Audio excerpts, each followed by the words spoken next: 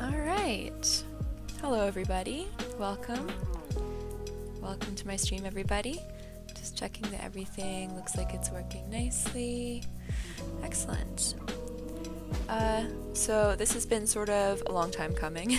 I haven't streamed in around a month or so. I had just like a very busy work time. Hey Yuria, so nice to see you, welcome to the stream. So yeah, I last streamed some Dungeons & Dragons tokens and maps, and I said at that time that I was going to have to do a part 2 because it turned out that I really love talking about D&D, and I just took way too long going through all of my existing tokens and maps. So yeah, I split it into 2. So here I am a month later to finish and to do the part 2 of the stream. So just to sort of quickly recap, from last time for anybody who is new. I do a bunch of different types of art. I make VTuber models and assets, but I also do Dungeons & Dragons digital maps and tokens. So those can be used on Roll20, which is what I use. It's where I sell most of my stuff, so I find it the easiest to use for me, but it could be used on any sort of virtual tabletop. Basically, it's just the sort of map, and then you place little tokens onto it. It works pretty similarly to a top-down digital map, or even to minis. I find it's maybe even closer to minis than a top-down map, because the style of map that I do is isometric. So we're in Roll20 right now. We are in my test kitchen where I bring in all my maps and tokens to make sure they're all working before I upload them to sell, and to make sure all the scale and the size and everything is working nicely. So yeah, you can see right here, this is one of my maps. We're gonna get actually to the pack that this is from a bit later, so I won't explore it quite yet, but you can get the idea of what an isometric Dungeons & Dragons map looks like. And I'll just get straight into it, and I'm gonna start showing off some of the tokens that I have. And basically just kind of doing a big sort of archival exploration of all of the maps and tokens that I currently have in my library of stuff that I've drawn. I've been doing this for about 3 or 4 years by now, so I actually have quite a lot of maps and tokens, enough to definitely run a campaign. I'm currently running a campaign using only isometric tokens that I've created, and I've run full campaigns before using them as well, so there's plenty to look at. So yeah, let's go ahead and jump in. So last time we went through some top-down tokens that I have, which were actually the first type of token that I started drawing, some little bust-shaped sort of portrait style tokens, and we went through these tower builders that I had created, as well as a road travel set that had some exterior maps, as well as some mounts, horses and wagons and that kind of thing, which is extremely fun. And then we went through some of the more humanoid character type tokens. So I have 2 packs of villains. I usually try and organize my tokens based more on sort of the role they would have in your game, rather than sort of their fantasy species and that kind of thing. So yeah, this one is a mixture of different villains of different types. There's a bunch of bandits, pirates, witches, that kind of thing. So yeah, we went through those, sort of some NPCs and villains for your games. And then we had just sort of finished up doing my hero packs, which are sort of my mixed, maybe PC characters, or you know, NPCs as well, that kind of thing. These are just very diverse packs with a whole bunch of isometric humanoid characters in them. These are designed for Dungeons and Dragons. I've always played 5e, but they basically are mostly the sort of core fantasy species that exist in Dungeons and Dragons. So it sort of is broadly medieval fantasy. I think it could fit into a lot of different worlds, but I specifically do draw from Dungeons and Dragons with a lot of the tokens that I create. So we have the sort of base fantasy species in here. We have, you know, dwarves, elves, we have gnomes, halflings, half elves, and then we're gonna have half orcs as well, humans, tieflings. So last time we had just sort of finished going through all of these different hero packs, a bunch of bards, rogues. These are more sort of like specific to classes in Dungeons and Dragons, sort of like player classes a little bit more specifically rather than NPCs. So they're kind of roughly divided up by what class they would be in Dungeons and Dragons. So this one is rogues and bards, and then we have a martial classes. So sort of like barbarians and fighters, and so these are like all the barbarians and fighters. There's some monks in here as well. So sort of martial classes, and I got these pretty generic, kind of with the idea that you could maybe find one that would match your player characters. And then we also have the casters. So there's a couple different caster designs for each fantasy species. And just sort of neutral with a ton of different color variations, so that hopefully you can find something that sort of suits your player characters or your sort of powerful NPC casters, fighters, that kind of thing. So that is sort of where we left off last time. I also had quickly shown some dragons, which is going to tie in nicely to what we are starting with today. So the first pack that I wanted to show off today, I have these sets of, these are actually divided up into dungeon encounters. So these are mixed map and token packs, and they contain basically all the tokens that you would need to run this encounter. So basically the entire dungeon that you would need, excluding player characters. So this is going to be more like your villains, your NPCs, your sort of overlays that you could use to customize these maps, and then the maps themselves. So this first one here, this one is actually the map that we're looking at right now that I already have open in Roll20. So I'll maybe show you just the base version of this one first, and then we can go through and take a look a little bit more at what it looks like, what the sort of different custom versions are. Okay, cool. So this one has a lot of levels. This is definitely kind of like a map for a kind of dungeon delve, going like deep down into sort of like a catacomb or a dungeon or something like that. I feel like isometric really shows off levels really well. You can really make a lot of use out of, you know, these kind of like stairs, these different heights. I always put the tiles that differentiate, you know, this is like basically your 5-foot grid on the floor here. But I always also put those tiles onto the walls. So even where there's like a lot more sort of stones and masonry here, you can see that they actually still are divided into 5x5 squares, basically just to give you the freedom to climb a little bit more, to do sort of more dynamic maps where you can go up onto the walls and keep track, measure a little bit more easily how much movement you're using for those kinds of things, which I feel like is one of the strengths of isometric, is being able to use levels like that, being able to use the vertical element of the map, which again is something that I feel like brings it almost closer to using minis rather than like a top-down digital map. So we basically have our little entrance here, one big main room. There's this little trapdoor, and then there's actually a tiny little metal ladder on the wall right here as well, leading down to some sort of little secret crawl space.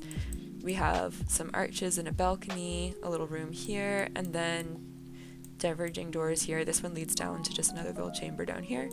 And we have this larger room with alcoves in the walls, a little curved staircase, a couple of arches, and then at the bottom here we have this sort of dungeon. So there's these barred kind of dungeon style doors on these different little chambers down here at the bottom. So this is kind of like the base map, so I include this in the pack, and then I have a couple variations where I've kind of like gone over and themed these differently to create a couple different environments. This one here, this sort of like temple catacomb map, is maybe one of my favorite pre-made dungeon maps that I've done.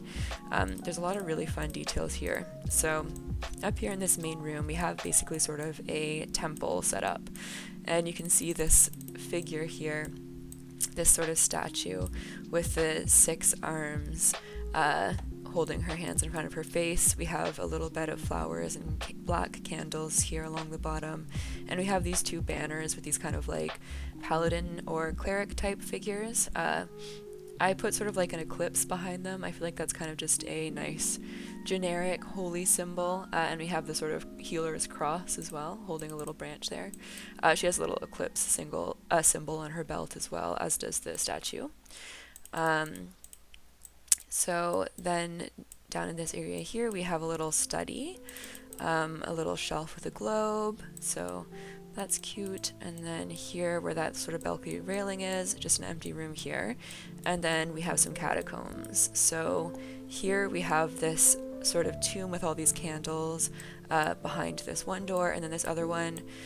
Each of these stone sarcophagi has a different statue above it. So we have a little knight, and then we have sort of 2 maybe clerics or magic users of some kind, and the little stone coffins. So continuing on down, little spiral curvy staircase here into this little room here. This is one of my favorite and also strangest parts of this map, but I think it has a lot of potential. So yeah, you can basically see there's like this healing fountain. I'm sort of always fascinated by the idea of kind of like saint relics. You know how like in Catholicism there will be like kind of a part of a body of a saint that will become sort of holy and, you know, have healing powers or that kind of thing. I think that that's so like gross and fun and interesting, so I basically did something like that. So you can see, rather than the dungeon doors that are in the generic version, this version has these little sort of catacomb tombs. You can see again the eclipse symbol is there on the side of the coffins here, and there's these little stone angel statues in each alcove, and then we have these kind of like mummified remains here of some sort of like healer, offering plates and candles, and then coming from underneath each of these little mummified sarcophagi, we have these little channels with this sort of glowing greenish water. And then on the other side here too, you can see from the opposite direction, and gathering in this sort of like central chamber, and then this healing fountain. So we can see some more sort of flowers and stuff around the bottom of this fountain here, and the greenish glow. So yeah, that was my sort of idea there, was that it was basically like kind of healing waters that were kind of coming from these mummified corpses in a spooky way. So for each of these, I also have some tokens that go along with them. Some of these are included in other packs, but a lot of them are specific to the encounter, kind of just what I think would work well if you were to make this into sort of like a full dungeon, or like bring it into your story, what kinds of tokens you might need. So for this one here, let's see which ones correspond to which map. Yeah, so this one, we have these like cultists. They could work well for this map, I feel. There's a bunch of different color variations for them. I'll zoom in a little so we can see them better. You can zoom in quite a bit on these maps, which is also really nice. So yeah, we have 3 different color variations for these kind of cultists. They have kind of like rib cages around as like sort of corsets and little bone necklaces. And then I also did these undead nuns. And actually you can see they, hanging at their belts, they have the same little eclipse symbol that is on the statues up at the top of the dungeon and on the side of the coffins here. They're wearing basically the same religious like garments as the statues that are sort of in other parts of the map, and the figures and the sort of banners up at the beginning as well. So, and there's 3 different color variations for them also. So yeah, those were the sort of tokens that were specific to this catacomb map with this healing fountain. Get a sort of nice long look at the whole thing. So that is one, oops, I did all this on the map layer, whoops. So that is one sort of color variation. The next color variation that I have, sort of a different color scheme and a different vibe. So this one is more of like a bandit hideout. That was sort of the idea with this one. So up at the top here, where that kind of temple was, with the big statue and the candles before, now we have this kind of little meeting area with a wood stove, some cookware and storage, a little wood pile on the one side. Here, you really like this one. I'm glad. I like this one too. I think it has a cute sort of like warm glow, and I also think it's very useful for a lot of different settings in D&D. You always need some kind of hideout. And yeah, the little trap door leads down to more of a storeroom. A couple little lanterns around. Then this room here is a little weapons area. So there's sort of like a weapons rack, a little barrel of arrows. This one's just like a bucket full of arrows. It's a little bit more sort of ramshackle here. And I also made kind of a blockade out of the barrels and the sacks along here too. So that's sort of a fun element if you had a fight here. I think that a fight in this area would be very cool just because of the levels as well. That really adds a lot. A little pile of some maybe stolen art or something, and then there's a table here with cards on it, and a couple drinks. So maybe sort of guards keeping watch in front of the sort of deeper areas where there are more people. So moving on in here, now instead of those little coffins, we have one sort of slightly nicer room that has a nice chest in it, and then a sort of barracks type area with a few different cots. So more of like a living quarters type area. And down here in this version, it is a jail once again down at the bottom here. So we have some little jail beds, little pitchers of water, and it's back to the doors with the bars. So yeah, there's a little dungeon at the bottom here. I feel like this could work. It is sort of a bandit's hideout, but there's a lot of different utility or a lot of different uses as well. I mean, this could be a hideout for basically anyone, like, you know, gnolls, like anything that, any kind of like rebels, like, you know, this could be a hideout belonging to the heroes rather than the villains that they have to defend as well, like a thieves guild, something like that. I feel like a sort of barracks hideout that's a bit ramshackle just comes up in almost every world. So for the tokens that I have for this one, we have our bandits, of course, and these are from the humanoid villains pack as well. But I just picked a couple and threw them in here, so you can run your bandit encounter if you want to.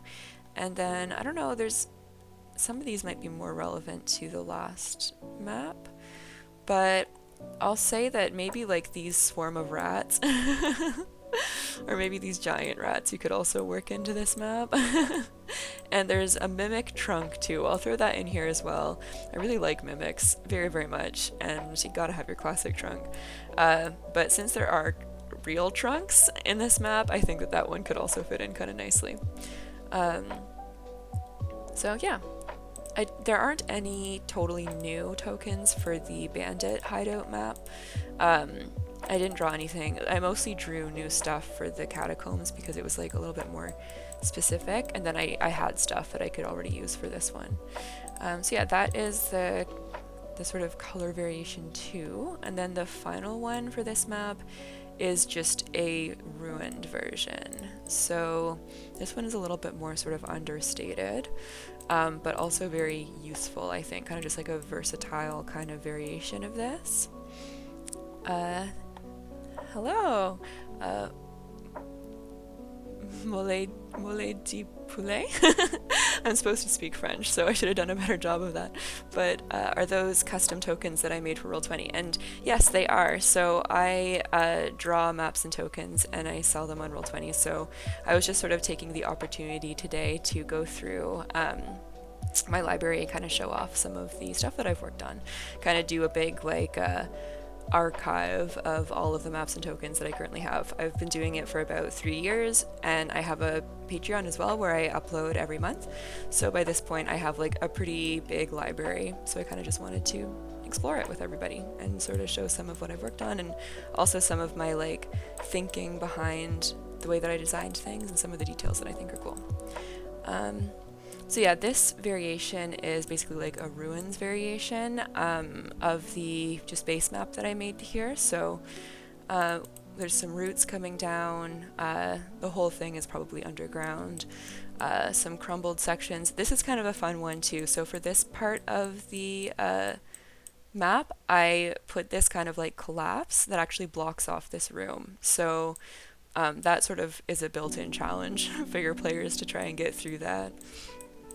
We have our little trap door and just some rotted barrels in here, although also a great place for some giant rats, you know. Another little built-in challenge, the stairs here are collapsed. So this time, this little 10-foot drop, I mean, it's not huge, but it could definitely create an issue if you are in combat when you come to this section of the map. These are really cool, thank you. I'm glad that you like them. So we have our little, there's some rotting little banners in here, and then now this room with these little glowing mushrooms definitely lends itself to some sort of like poisonous spores, some sort of mushroom creature, something like that. And then this part of the room, another collapse, so quite a bit of a further chasm to get across, so creating another little challenge there. And we have these sort of 3 stone knight statues in the alcoves here. Maybe you could use that for some kind of puzzle that would help you get across, maybe like a secret passage or something like that. But yeah, a chasm is just another little built-in challenge. And then here at the bottom of this map, we have the dungeon again. I mean, it's called a dungeon, so it makes sense for there to be a dungeon in it.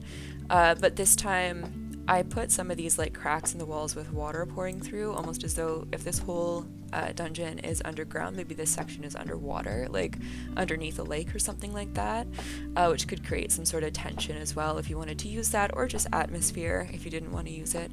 But we have this sort of like decaying ancient dungeon down here as well. So for these ruins, the tokens that I have is actually, I do have a custom token for this map, which I'll go up to the actual token layer. I have this little glowing mushroom that I made to match this sort of little mushroom room. It also has these 2 sort of like pseudopods, so if you want to have kind of like a pseudopod attack or something, as a lot of mushrooms do in Dungeons & Dragons, then you have that. I also have this wisp. Wisps are they're very low challenge rating, and they're very, very dangerous. Very spooky to have such a low challenge rating monster that has an instant kill mechanic. And then giant toad. I love the giant toad token. I think it's so cute. I definitely was thinking that like this ruins dungeon could be more of like, you know, infested by monsters, just like classic kind of dungeon crawl, so I included some more monsters for that. And then yeah, there's also these sort of robed skeletons. These could also work with the catacombs map, but I think they work nicely here in the ruins. They're a little bit sort of, there's like holes through the robes that you can like see through and stuff. I'm always such a huge fan of that when there's like areas in a design that are transparent. Giant spider, classic, you gotta have it. And yeah, the swarm of rats and rats mimic chest could work here as well, but that's the main ones that I sort of had in mind for this map. So yeah, that's everything that is in this first dungeon encounter map. So I'll move on to the next dungeon encounter map. Go back to the map layer here. Yeah, that frog is how I feel most days. Oh, that's not a bad way to feel. That seems fine. I'd be happy to feel like that frog most days. Alright, so then the next dungeon encounter map. Yeah, it's adorable. Yeah. Alright, so I'll show you the base map first. So this one is this one really takes advantage of the isometric levels type situation, because there's some pretty extreme differences in height in this map. So here in the base version, this little entrance here, this time kind of above ground, at least at the top. You can see there's sort of these windows here, front little entry room, and then this cute little stairs. These stairs took me forever to draw. The little, like, the railing changing directions. Oh my god, it was a real little puzzle for me. And some little sort of stone window seats here. And then this door leading to this little stone bridge without railings. So dangerous. And a little platform here with railings. And these are overlooking this huge, I have to move this one all the way up to look at it, this huge area down below with the dragon statue at one end, and then a little pit with these kind of little alcoves. I was thinking maybe you could use this for some kind of puzzle, although I've actually run a couple sessions in variations of this map, and I have never successfully thought of a good puzzle. But, you know, alcoves are always useful for puzzles. There must be something. These legs of this little bench of this little outcropping here also took me forever drawing all these little stone details. Okay, so that's the base map. So let's look at some fun variations. We'll just go through in order. This one is such a fun one, and it's really strange, but I think it has a lot of potential. So up here we have a tavern entrance. So bottles of alcohol, a little wood stove with wood next to it, tables with stuff on them, and a little cozy bench seat in the corner here. These like glowing like lanterns that are more sort of like contained rather than just like open flame. So we have this cozy little tavern here with this door, and then behind this door we have basically like a private club. That was kind of what I was thinking here. We have lots of weapons on the walls, armor lined up. There's this trophy cabinet as well. Game or sort of like trophy animals on the walls. There's a bunch of different kinds. Peacock down here. So there's just like a bunch of taxidermy, trophy, weapons, that kind of thing. It's a little bit more luxurious with these like couches and the big fireplace rather than like the little wood stove and the wooden seating over in the tavern. So my thinking was that this was kind of like either like a private and exclusive, or maybe even like a secret kind of club that you get to through this tavern. And so the tavern is kind of like a front for it. And on this one, we have this spiral staircase, which doesn't exist on the other version of this map.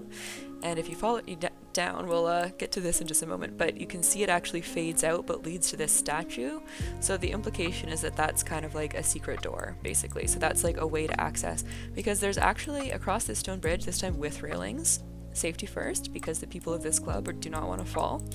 And over here we have another little private tavern with a big bar. Again, it's like the bar is much fancier and nicer than the tavern bar over here.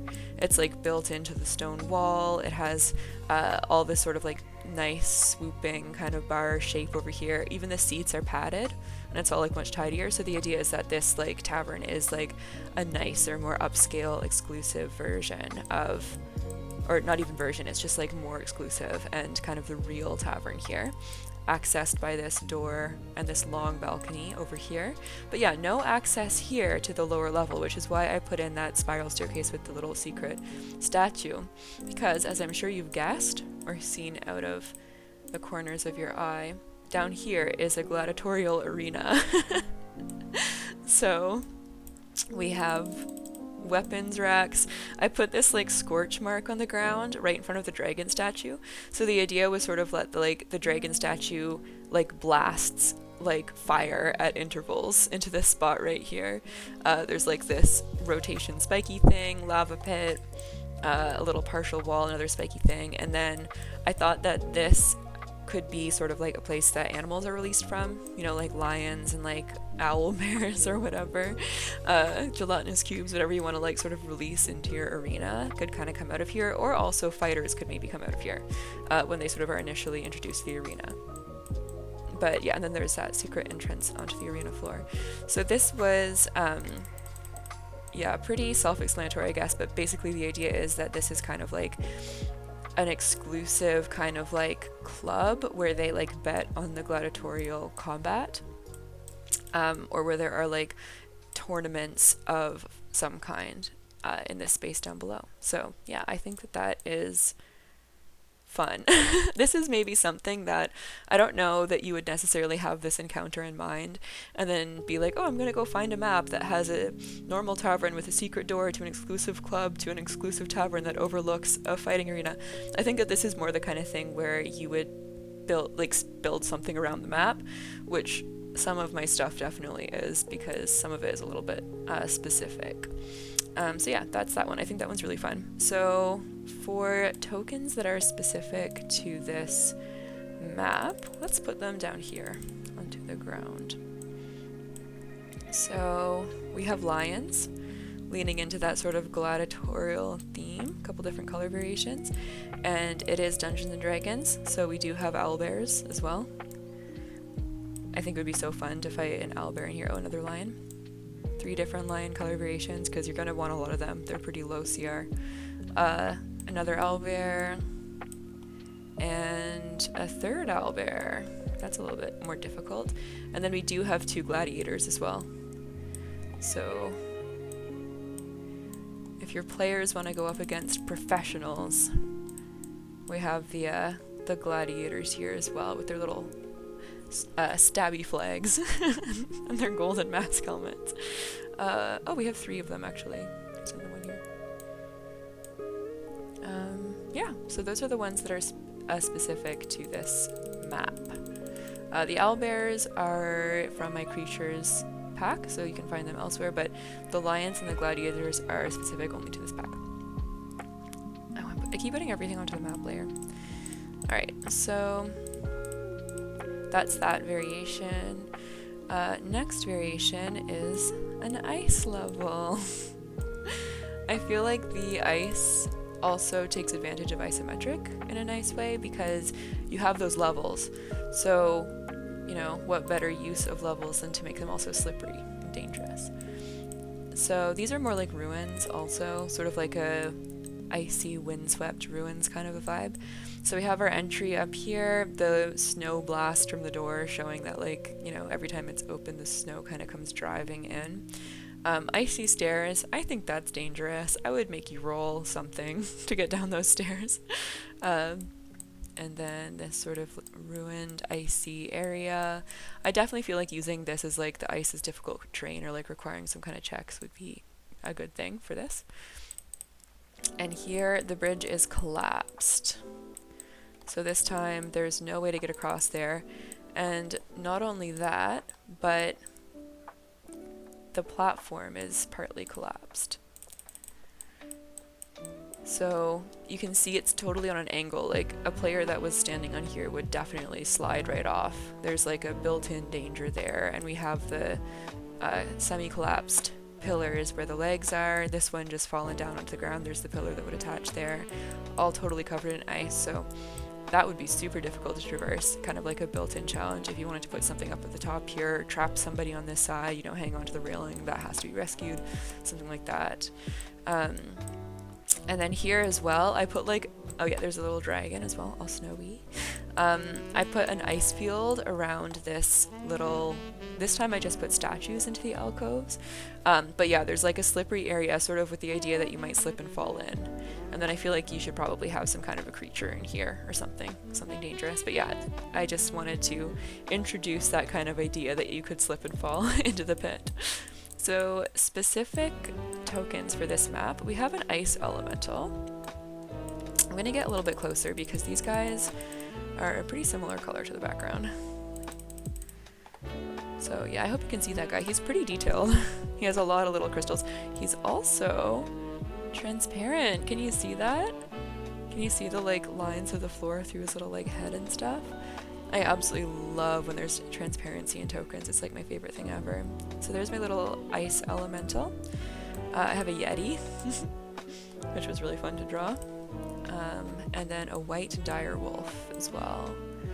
Cute little winter wolf guy. And I have a couple more too. I mean, you could use the white owlbear here too if you wanted to. And then I have an ice mephit. The ice mephit is pretty hard to see in the background, admittedly. But it's also pretty cute. I'll zoom in.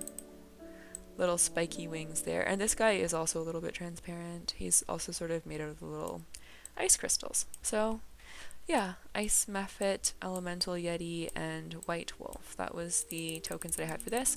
The wolf is in my isometric creatures pack, but these three are specific to this pack to accompany this wintry map.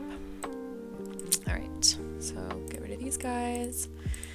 So the final color version, oh my gosh, this is such a fun one. I really like this version of this map. So cool, we'll start up at the top. Okay, so this actually is also another kind of temple-y kind of a map. You know, classic Dungeons and Dragons. So up here we have this kind of water temple. I have this statue pouring water here. She's also crying. You can see like water pouring out of her eyes. And she has a little mermaid tail, which you can kind of see. Two fountains on either side of her as well in alcoves. And we have this banner over here with a little fishy, some sort of religious symbol. That little temple leads down here into a little cozy area. It still has these couches and the fireplace, but it has these like glowing crystals here. And I think that this still feels like maybe just a common area for the temple kind of a vibe. Little wood next to the fire. And now out here, so on this stone walkway, we have these lanterns, which I'm pretty proud of, although they were pretty easy to do. I just think that they're nice. Lanterns illuminating this stone walkway. As you can see, that it basically leads out to this lake. You can see the water kind of lapping along the edges of the rocky outcropping there. Leading across to the little platform, now we have these sort of like plants spilling over, little flowers, and another sort of clearer look of this statue. You can see she has little like mermaid fin ears. She's pouring this sort of stony water, and then there's like I think like phases of the moon across her little halo here, so maybe with that kind of like tide theme, and then a little shell up at the top of her arch as well, so very kind of watery theme. I wanted this, I think it is a little bit spooky, but I wanted it to have sort of like nice gentle vibes, like not to feel like an evil temple for once. Now here, so not only do we have the water surface here where you can see these flowers that would be more visible from the bridge up here, but we have the full underwater map as well. So this time I added some sort of water dragon-y type features to this dragon statue, and you can see there's actually a horde, which will be explained shortly once I show the tokens for this. But there's a lot of sort of gold with that kind of greenish watery lighting on it at the bottom here. And then here, I put pedestals, once again thinking you could do some sort of puzzle, but then also failing to think of a puzzle. Oh yeah, Yuria, you had a fight here. Yuria played in a game where I used this map. It actually was even a slightly different version of this map. You know what? We're here in Roll20. I'll show you. I hope that this will work. If I go back and open a different game. Okay, Yuria, close your eyes a little bit until I tell you to open them, because we're gonna go into your game that you are a player in. Oh no, there's nothing secret here, don't worry. Okay, you're good. You can look again. Yeah, so this is a version of the map. Okay, good job. I'm glad that you closed your eyes, but it turns out there was no dangers. There's nothing secret here. So yeah, this is a version, just to sort of, I guess, a little peek behind the DM screen. This is a version of this watery map that I actually used and ran a group of players through pretty successfully. It was a lot of fun. So you can see the kind of monsters that I added in. This time I did actually make it into ruins, so there's some like bones strewn around. There was the giant crabs. I added some props like these rotted barrels and the overturned table to just, and the books strewn on the floor to make it more of like a ruin. There's like rotting banners here. There's a little puzzle in here with a ghost. You can see her off screen right over here. This is a enemy adventuring party. Rivals. So yeah, so for this version of the map, here's my player characters over here. these monsters are also custom made for this game, so they'll probably be released eventually. They're available on Patreon, but they aren't in any packs on Roll20 yet. You can see when my players defeat a monster, I turn it upside down. It like lies on its back, so that's how you know it's defeated. So even though it's underwater, this octopus is dead, as you can see, as are these little squids, or no, eels.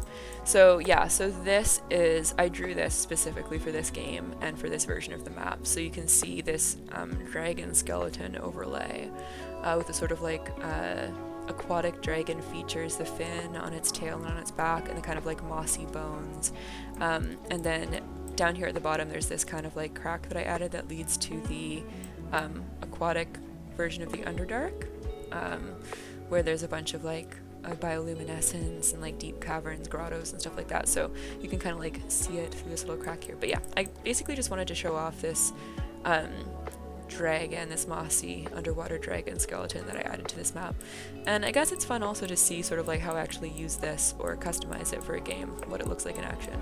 I think it works pretty good. Isometric has strengths and weaknesses, but it just looks really good and it totally works for me. I haven't run into issues yet. I think maybe when I get into bigger creatures. Oh, you can see there was also a portcullis over this as well that was raised. Yep, that is a old map that I had. Okay, so let's go back to my test kitchen. Bambii's test kitchen. Launch game. I hope it takes us back to where we were. An empty... Yes, okay, cool. So yeah, so the specific tokens included in this pack, I'll get out of here. I'm not gonna try jump gate. Okay, cool. So where are we? We're in the dungeon arena. Yes, okay, perfect.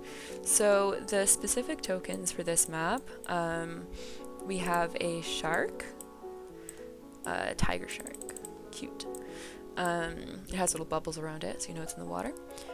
We have an octopus. So this is the octopus that I had on the other map, but I did like a deep sea recolor of it with sort of like strips of bioluminescence along its tentacles and made it sort of like dark inky black. So this is the one that you can get in the isometric creatures pack. There's a few different color variations, but this is one of them.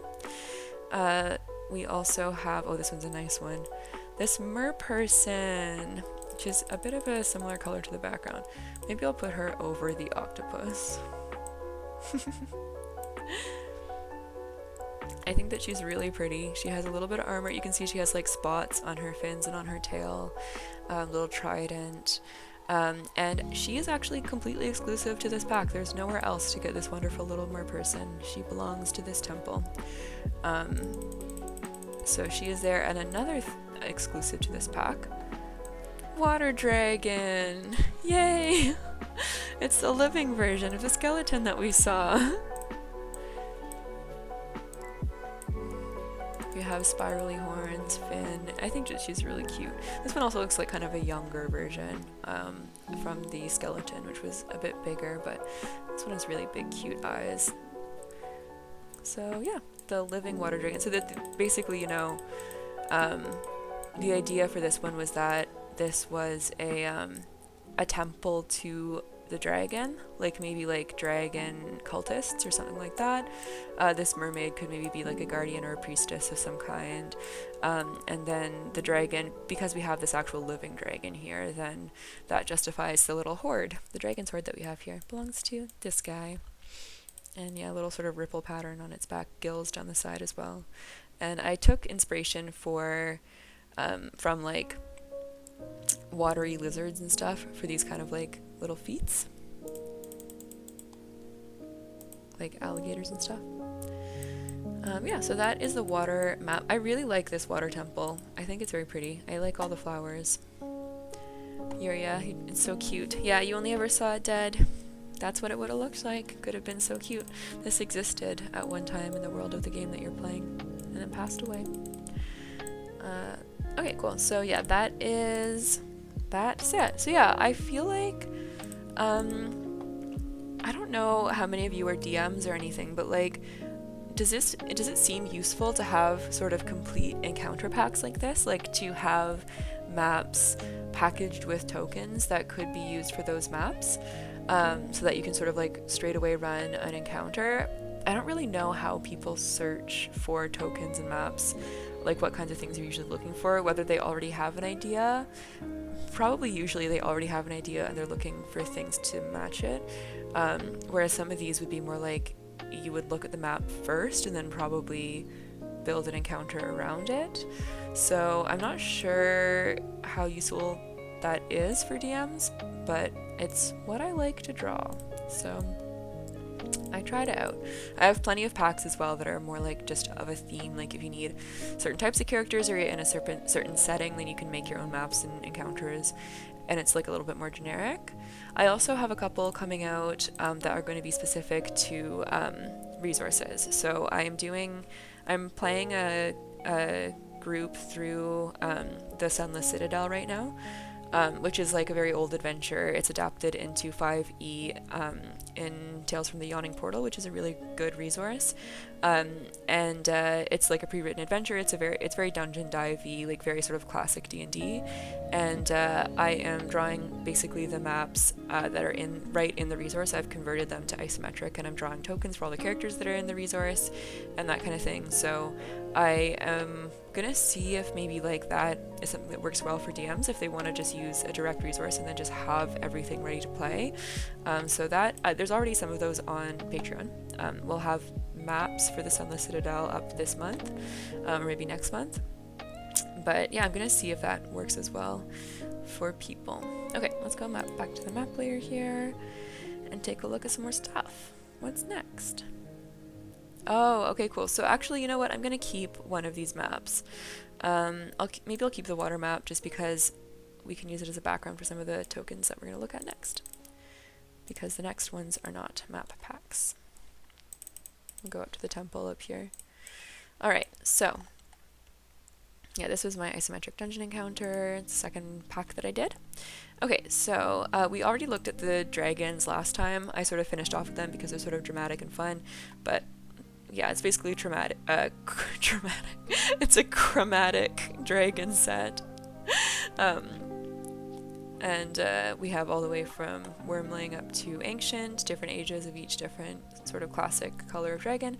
And we also have humanoid versions, some with dragon features, some without. A couple different potential human versions for each color of dragon. So yeah, we went through all that last time. I won't do it again. So the next one is the Denizens of the Underdark. So this one, this is a token pack, so there's no maps in this one. But as I was saying, this is more of like a setting specific kind of a pack. So if you were running an Underdark arc in your adventure, you had to run a bunch of stuff there, then you could basically use this to fill out the world, and it kind of has like multiple different types of characters that you could potentially need for that setting.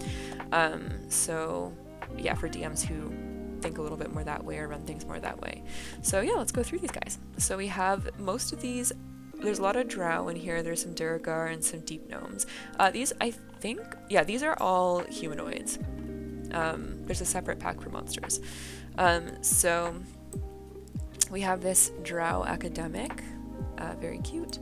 A drow barkeep with a long braid. A drow caster, sort of a magic user. This is also a recolor of one of the caster designs in my heroes pack. Some of them are like recolors, but there's a lot that are specific to this pack as well. Most of them the vast majority are specific to this pack. So yeah, drow caster, and then we have a couple little peasanty children. Oh, that one's a peasant. This one is a little princeling, and he also has a stuffed spider. I don't know if you can see that, but it has a bunch of cute little leggies sticking out and little button eyes, multiple button eyes. We have this drow fighter. The fighter, I also made their armor match the spellcaster, as they were part of sort of like the same army or the same faction. Oh, we have two fighters actually, and they both match the same type of like armor. I like this sword design. So these could be sort of like of the same kind of group. Just trying to think what's useful to people. We have a healer, a little medic. I like putting just literally the cross onto medics that we have here on Earth. I know it's not really a D&D thing, but I think it's cute and I like how it looks. Alright, so yeah, we have the healer, and then we have a couple cute peasants. I really like this peasant woman with a basket full of little mushrooms here, just out gathering, and then this little peasant as well. And then we have a bandit. This is also a variation of the bandit who is in my humanoid villains pack. Okay, and then we have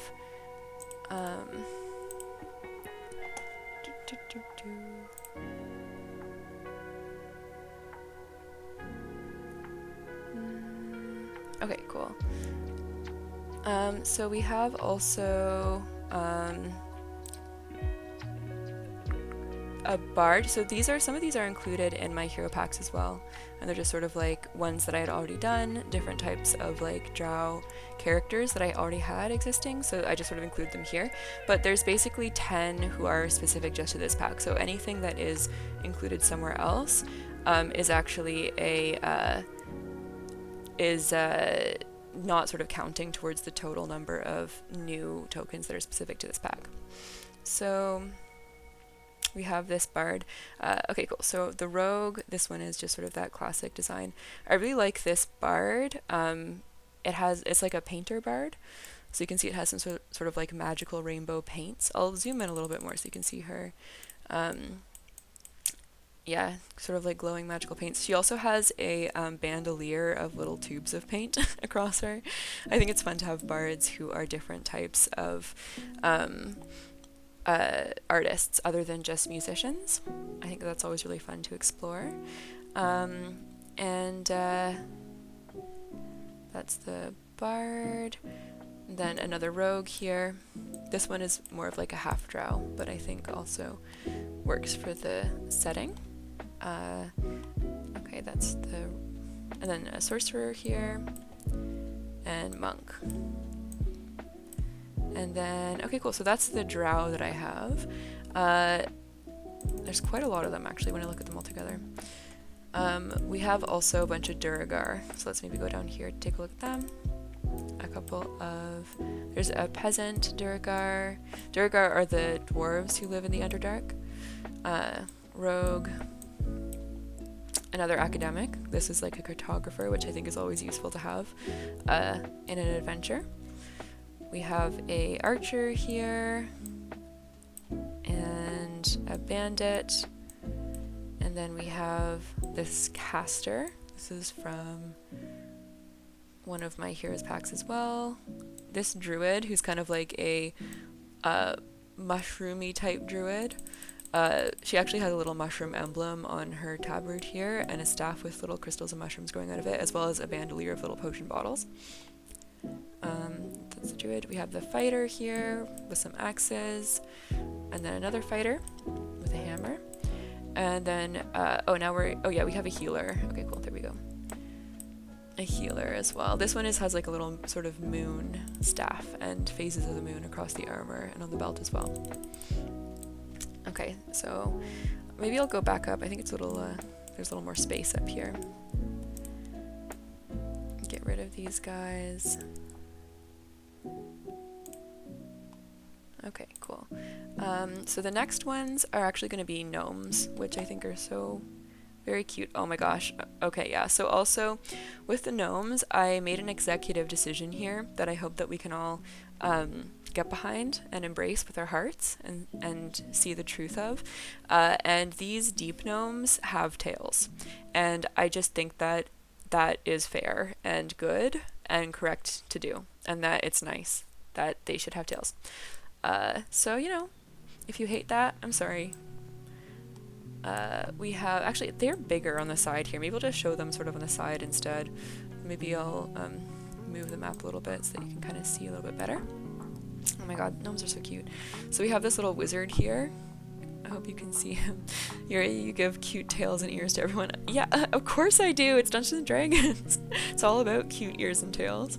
Yeah, my gnomes also kind of have like mouse-style ears, like big round ears and little buck teeth as well. So the tails fit right in. So yeah, we have a wizard. We have this little archer. little child, tiny little baby. Actually, I'll drag this into the map just so you can see how teeny tiny the little gnome child is. And then we have this elder, also pretty teeny tiny. The elder also, their ears are flopping down. They have like down ears like a little puppy. We have a fighter with armor, and then a healer, also with moon imagery. Oh my gosh, I'm proud of this little miner with a candle on his helmet. I think it's really cute. And then a second one as well, another miner. And then we have a little deep gnome noble, some sort of noblewoman or queen, a little peasant with kind of a scraggly little outfit and a peasant hat, and then a second little peasant as well. So that is the denizens of the Underdark pack, and those are meant to basically be like, they're all humanoids. Basically it's like anybody who you could encounter in sort of like an Underdark campaign. They're sort of like classic people who you would find there, classic to the Underdark location. Okay. So let's see what else we have. I know that I also have like a monsters pack that is also Underdark specific. So cool. I'll take a look what is next. Okay, so okay, cool. So we're not gonna get to the monsters of the Underdark quite yet. We are going to first head to the denizens of the Feywild. So this is also a location specific pack. This one is really good. I love show and tell. I feel like I'm so proud of myself. I don't know if that's like a good look or not. But everything that I see, I'm like, wow, it's cute. Okay. So yeah, so this is denizens of the Feywild. So the same thing, different types of creatures that you could encounter in a Feywild setting. So this does include monsters and creatures as well, not only humanoid. So here is this little rainbow fishy to start with, some sort of special little fish, and then we have Elandrin, which are basically like the seasonal sort of Feywild elves.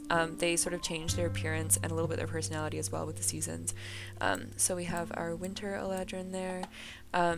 We have a water nymph. This one also has a transparency. Oh, we're actually in a water map. Maybe I can put her right on the water. There's a bunch of Duragard down here still. Get them out of here. Yeah, let's stand her right on the water and we can see how she looks in her proper environment. So yeah, she has these little like ripples at her feet. And she is also, you can see right through her hair there, you can see the lily pad behind her, so she has a pretty decent transparency. Okay, so we have a unicorn who I love. I think she's so pretty. I'm obsessed with unicorns, and she has really nice sort of roses in her tail. Summer Eladrin, with a little bird on her finger as well. A little bit like a dryad, but you know, I think she's different enough. She has little grass, like tall grass, growing out of her little shoulders as well. And then we have a bunch of sprites. There's 4 of them, and they all have sort of different flower and insect features kind of incorporated into their designs of different types. Little like sort of furry moth or like beetle feet, little antenna, and different types of wings. So some little sprites there. We have the spring Eladrin. She actually matches the unicorn well because her dress kind of matches the tail here. But yeah, she has a butterfly corset, little butterflies on her fingers. It's always important, I feel, to have like a nice distinction between like summer and spring, make sure it looks different. We have a satyr with a little pan flute here, and then a second satyr with a little flower crown and belly chain. And some little mushroom folk. These are not really in Dungeons and Dragons. I just thought that they were cute and that they worked well for the Feywild. Look at this pink mushroom guy. It's very, very Feywild, I feel. But you know, you might need these for something. This one's basically an oyster mushroom. Maybe you need that. There's a kelpie as well. The kelpie is similar to the unicorn. It's kind of a recolor of the unicorn. But yeah, it's spooky, evil horse version. You can see it has sort of like a slitted pupil here, and the little lily pads on its back, so that I feel like it could sort of hide in the water like a gator and have these plants kind of along its back to kind of disguise it, and the kelp kind of tail and mane as well. Oh yeah, these are also not from D&D. These are actually, I drew them for a different game that I was playing that was really not D&D at all, but they fit the location so well that I just decided to put them in. So these are sort of just, they're basically giant insects that are flower themed. Yeah, the mushrooms are so cute. I'm glad that you like them. Yeah, so we have this like weird sort of long pincery little flower guy, this sort of scorpion with the kind of flower petal tail theme going on, and then this beetle that has kind of like an orchid theme kind of in the back. So I have these like, yeah, basically just giant insects, but themed with these giant flowers to kind of bring them into the Feywild setting. We're running out of space a little bit, but we still have space for the Fey dragon. I love the Fey dragon. Very pretty. Apparently, I think Fey dragons are actually really small. This is, I mean, super small for a dragon, but I think they might even be smaller than this, like more like sort of cat-sized. But there's so much detail in this token. I like the sort of like layers of horns, kind of insect-like going back there. So yeah, I have like this filigree in the tail and along the back of it, but I made it a bit bigger than I think I'm remembering that they actually are, just because there was so much detail in the token I wanted to show it off, and you can always size it down and make a smaller Fey dragon if you want to. Oh, now we have our proper dryads. I'll put them near the summer eladrin. So we have different types of trees. So here's I put her right in front of the door that's the same color as her. A spruce eladrin, or sorry, dryad. There she is. An oak dryad. I wanted them to really feel different from just like elves or eladrin. So I have the sort of like leaves coming out of their face and stuff too, kind of like a Green Man kind of a vibe, with like leaf beard. We have this maple dryad as well. I incorporated the maple key look into sort of horns and ears for her, as well as the leaf shape. And then we have the apple dryad. I feel also that these 4 dryads also correspond with the seasons really nicely. There's also like the Feywild often have a lot to do with seasons in D&D, sometimes different countries, or I guess I don't know if they really have countries there, but different sections of the Feywild geographically will be different seasons, and time can be a little bit more related to geography rather than to time, the passage of time, like it is here. So the fact that these dryads each fit into a different season, kind of with like the spruce one being winter, and then the oak one summer, maple fall, and then the apple one being spring, I think that that could also work. It's some sort of like fun theming, as you're traveling the Feywilds, you could encounter different dryads for each landscape that you get into. Okay, here we have a giant dragonfly, and yes, it is absolutely giant. The reason, look at how the transparency on that wing too. I love that. You can see straight through it. The reason that it is giant is because we have a variation also that is a mount with a little saddle on it. So you can fly a dragonfly around the Feywild. Okay, now this guy's kind of small. We have a little Briganock. That's like a little Fey minor, kind of like actually more like what a kobold is in folklore, whereas like in in D&D a kobold is like a little dragon creature. This is more like a little sort of knocking troll elf spirit thing that is sort of a folklore type creature, very cute. Also has a tail, obviously, you have to. Blink dog. I put a little like VHS looking glitch on the back of the blink dog to show the blink that they're sort of coming in and out. And yeah, it's like not really a dog. I looked at a few different pictures and sort of descriptions of what a blink dog looks like, and they agreed it is not really a dog. So you can see it has this sort of like weird long tail and like long ears. A couple more, another eladrin. So this one is my autumn eladrin. Again, distinct from the maple dryad. I also, oh my gosh, so the Autumn Eladrin is inspired by the Christian Girl Autumn meme.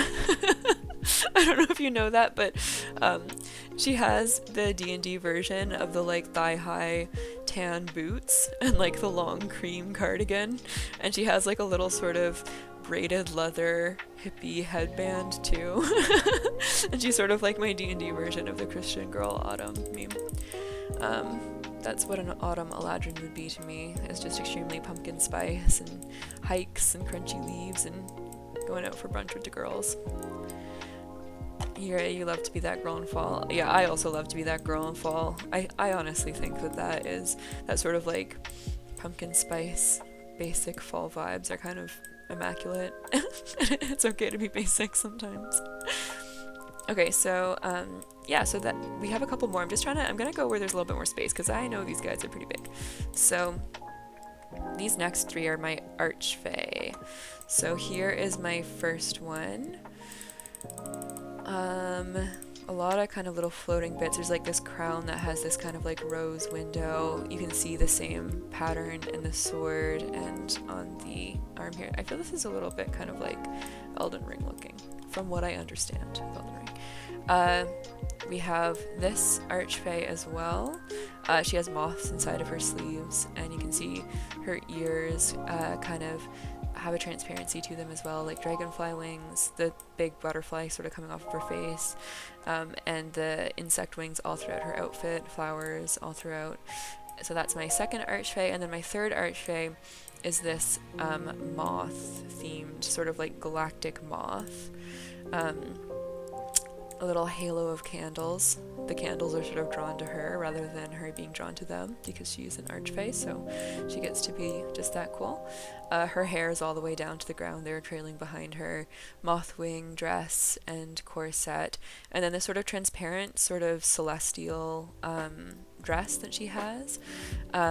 Little moth spots and hairy arms. She probably has little hairy legs under there too because she's a moth and they have fluffy little limbs. Yeah, I really like her. I think she's very cute. And a big lantern staff too. Sort of light and lantern themed. Yeah, so those are my three archfey. I think that archfey are so fun. I love fey, archfey warlocks, and I think that they're just a very cool thing to encounter if you go to the Feywild. So I had to include some. They were so fun to design. They're more like sort of gods. Like I made them so much taller and bigger than the other mortals. Especially like compared to the sprites and stuff.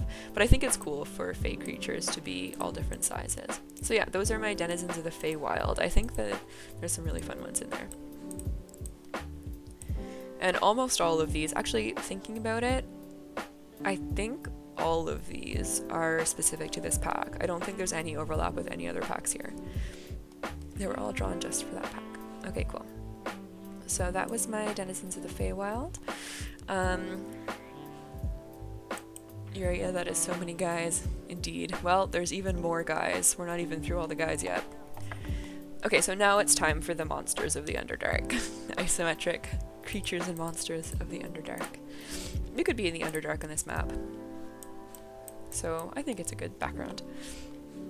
Alright, so first we have the Hook Horror. I think he's really cute, and not scary. But I think that a Hook Horror would be very scary. So maybe I made a mistake in my design there. Black Pudding. This one also has a transparency. Delightful. A Cloaker. Very classic D&D monster. Much bigger than you would think. Kind of like a spooky stingray.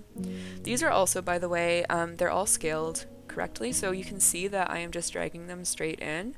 And I always check in the monster manual what size each creature is, you know, whether they're like medium, large, all of the gargantuan, all that. And then I check how many squares they're supposed to take up at that size, and I make sure that they are set to a default size so that when they drag in, they are correctly sized already for the map. So everything that I'm dragging in is the size that it actually is in Dungeons & Dragons, and anybody who purchase as any of the maps on Roll20. That is one of the advantages. If you get them on Patreon or, you know, from Drive-Thru RPG or other sources, that sort of is the one downside, is that they don't have the default sizing built in, whereas in Roll20 they do. They're totally set up to use. You can fully just like pull them from your library straight into the map, and they come in perfectly sized. Umber Hulk. Speaking of big guys. Now we have Myconid. I think there are some more Myconids coming up. I don't know why this one is here and the rest are further down in the pack, but it's a nice big guy with a little mushroom shield. Oh yeah, okay, so I also, these guys are big. This is going to take up a lot of space. So I did also some recolors of my dragons to make some deep dragons for this pack, so specific to the environment here. So we have our young deep dragon here, and deep dragons, they have like a spore breath weapon.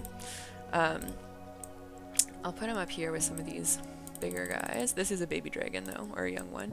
But yeah, you can kind of see the little spores around his mouth there, the sort of like glowing lantern-like eyes, and kind of an axolotl looking tail.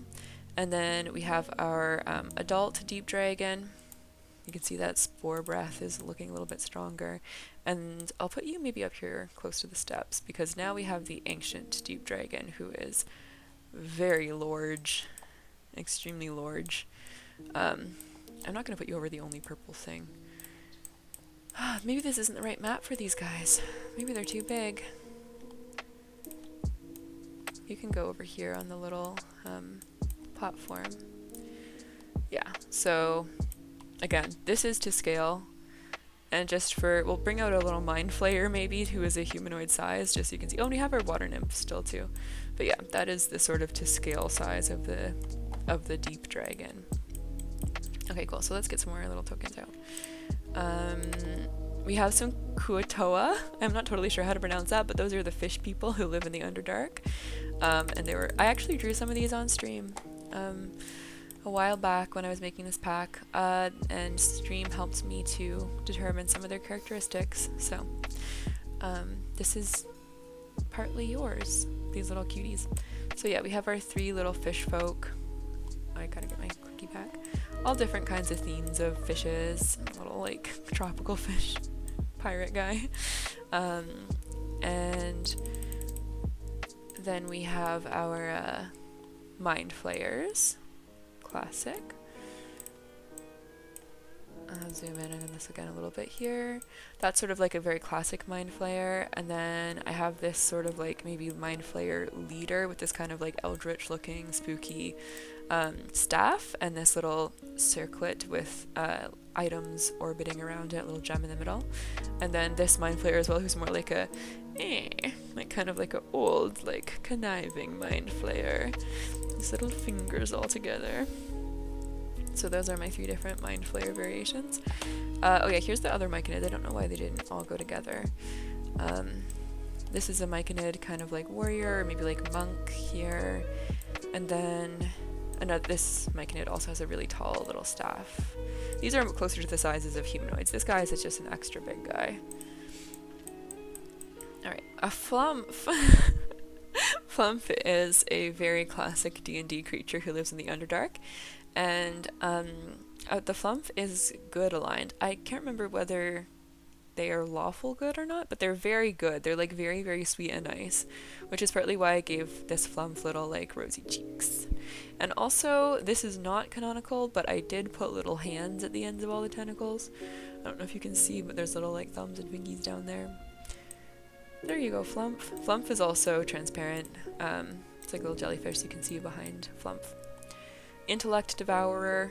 This is the pet of the Mind Flayer, so I'll put them together. Here you go. Oh, these guys are big too. Zoom out a little bit. We have Purple Worm! Ah! Oh no, it's a Purple Worm! Just like in Dune. Don't cover up the Flumph. There. Delightful. And to accompany Purple Worm, we also have Purple Worm bursting out of the ground. Tater, he is perfect and I would die for him. Do you mean Flumph or do you mean Purple Worm? Yeah, Purple Worm is classic. And you can certainly see how he is the right size, that you could get consumed by him in one turn. And yeah, I had to have him bursting out of the ground too, because that's often how you would encounter Purple Worm the first time. Purple Worm is making Yurio wince. I hope you never encounter Purple Worm in the game that I'm playing then. Tater the Vor goes wild.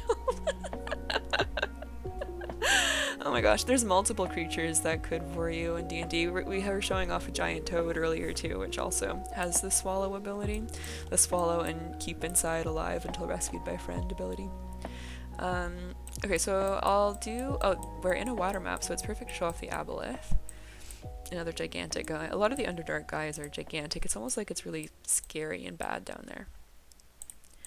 Aboleth belongs in the Underdark waters and oceans, and he sucks. And this is just what he looks like.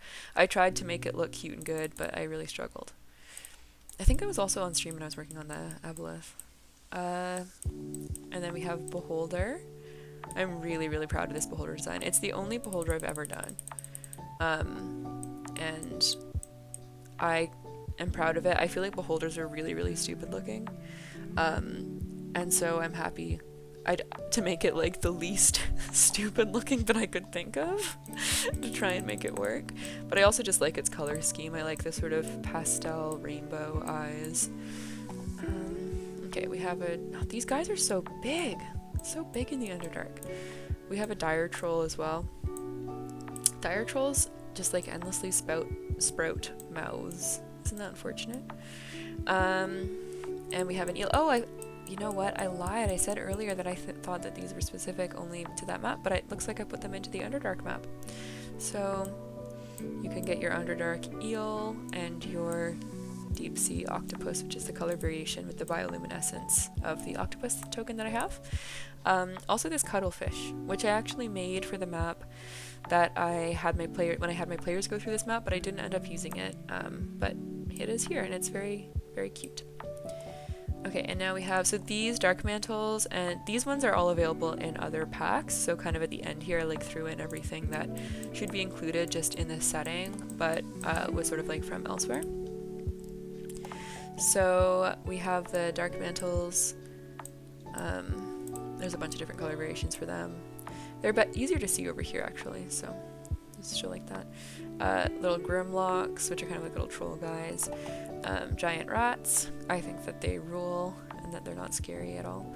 Violet fungus. The violet fungus has, I'll zoom in here, little bones at the bottom of it, sort of like embedded into its little fungal feet. We have a giant spider, a couple different variations. Oh, second violet fungus as well. And then we have this dryader. I'll put her in.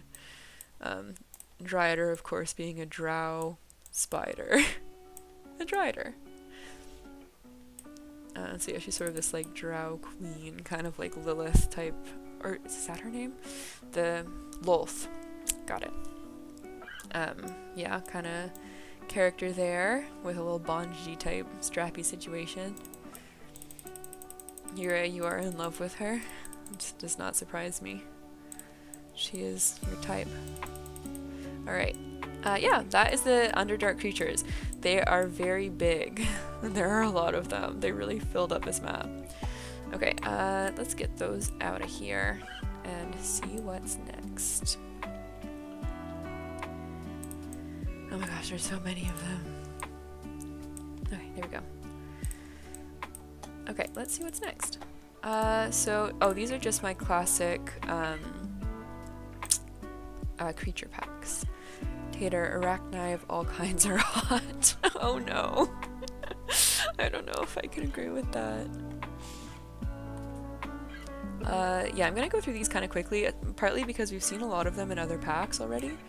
But yeah, we have a giant owl, which is in like a flight position, so it kind of just looks like it's lying on the ground in here, but you know. We have these ogres, and there's actually a different ogre pose later that I'll also show because it's a little bit better. We have another giant owl in a different pose as well, which there is a reason for, which I'll explain why there's like a couple different versions of some of these. So yeah, we have also these ogres here. that are in this down position. So basically, like, the reason that I ended up doing, basically I did redraws of these two tokens, and the reason for that is that it was pretty early when I was first drawing isometric tokens, and I was still getting used to how to design them and how to play with them. And one of the biggest issues with isometric is that if you have very large creatures, you can't really see, they can sometimes block the squares that are behind them, and it makes it so that, like, you kind of, like, yeah, you can't move or see or very easily access anything that is on the far squares. So these are the ones that I drew first in the kind of like upright position, and then I discovered it was kind of creating problems because you couldn't really see or access. They were sort of like blocking stuff. So I basically redrew them in poses that were more flat and are more contained to the four squares that they are supposed to occupy. Oh, hey Muse, welcome in, nice to see you. Yeah, so that was basically why I did this redesign, to make it just that they work a little bit better. Obviously this is like a weird pose for an ogre, to be kind of like all the way crouched down like this, but it just works a little bit better. So I decided to include both of them so you could kind of choose what you wanted to prioritize in your game. So yeah, there's a couple different variations of them. That's why.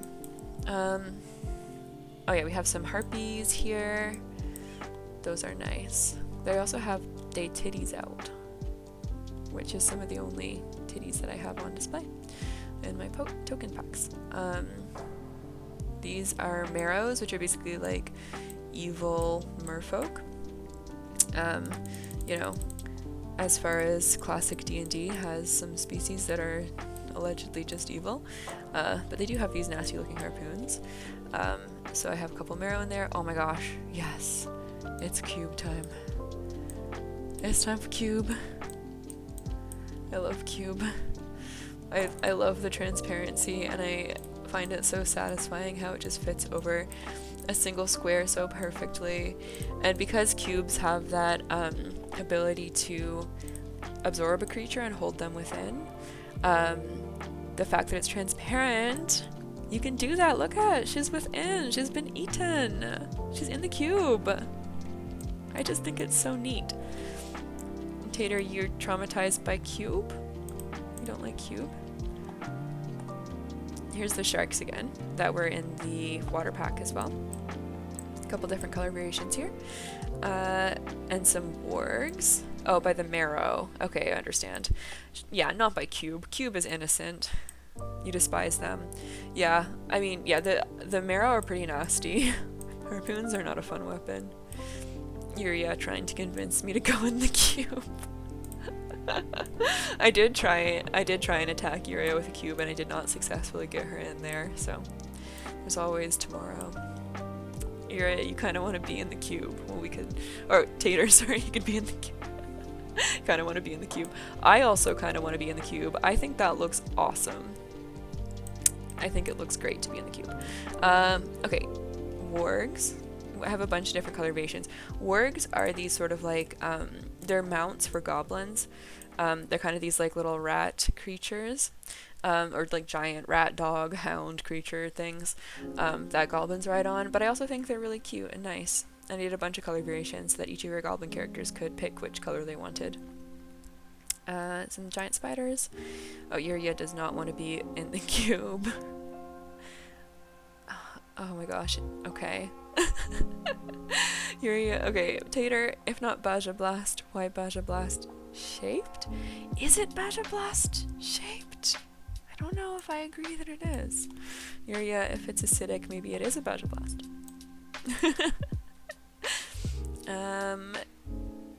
Okay, so yeah, spider. I have a phase spider here somewhere too, but maybe it's just in a different part of this pack. These are rust monsters. Rust monsters, like gray oozes, I'm pretty sure I remember, corrupt weapons that are used against them. Except I think they do it like more aggressively and more efficiently. So they're sort of like damaging your armor and equipment as you're fighting them. A couple different colors there. We have this lovely ghost. She's a little hard to see, but she's also supposed to be a little bit hard to see. She is a ghost. And yeah, she's holding she has sort of like a little puffy sleeve outfit and is holding her head up looking distressed and totally transparent. Yeah, violet fungus again, we already saw that. Skeletons, they rule. They're very cute and good. We have a few different color variations of them as well. This is a sea hag. Let's maybe put her down in the water as well.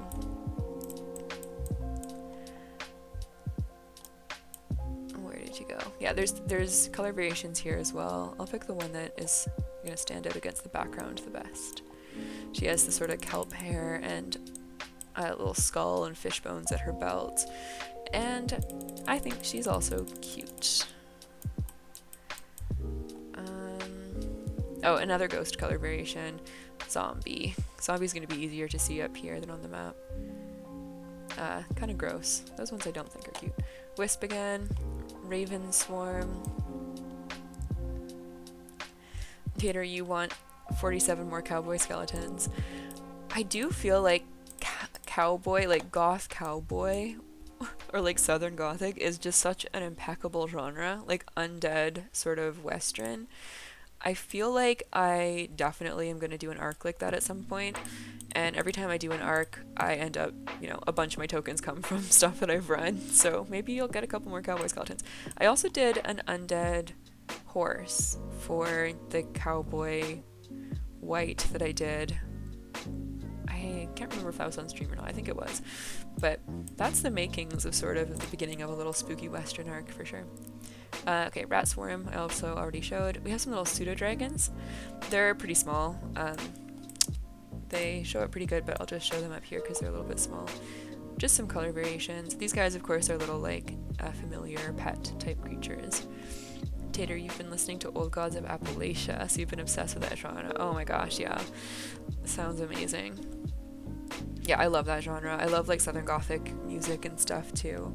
And whenever I'm like, I don't know, one way that I kind of get through the physical discomfort of a really hot summer is by sort of romanticizing it.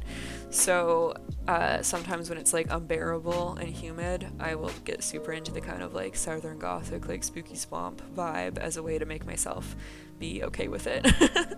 There's some trunk mimics here. Delightful. And then some little kobolds. I think I want to draw a bunch more kobolds though, because, well, partly because I'm running the Sunless Citadel right now, which has like a whole kobolds faction with like a ton of different kobold NPCs, but also I love and respect kobolds, and I don't know if I really did them justice with just these 3 little overall guys. I think that they deserve better. I give so much respect to goblins, and I respect kobolds just as much, so. Alright, okay, cool. So yeah, that's my isometric creatures 1. I'll go ahead and get rid of that just so that we have space for the next one. Get rid of my sea hag as well. Alright, so I just basically split this into 2. This is just like a variety of pretty classic, like low level. I think it's like CR 1 to 4 or something. Here, yeah, his outfit. I think you're probably referring to the overalls of the kobolds. Overalls are just always good. They hit every time. So yeah, I just sort of did like monsters that would be useful to adventurers who are like level 1 to 4. That kind of thing, like when you're sort of starting out. So that's like the theme of these 2 packs. I should really do another of these that are sort of medium level monsters. This was also one of the really early packs that I did. But yeah, just sort of like a diverse kind of like classic monster pack. So yeah, we have some giant crabs here, crabas, and the dark mantles that were in the Underdark pack. Here's an ettercap. They're horrible, very spooky. Humanoid, horrible spider thing. Flying sword, that one's kind of silly. And then a little ooze. This ooze also has a ton of transparency, which I just always love. I love to just see through tokens. Giant rats, we've seen them lots of times.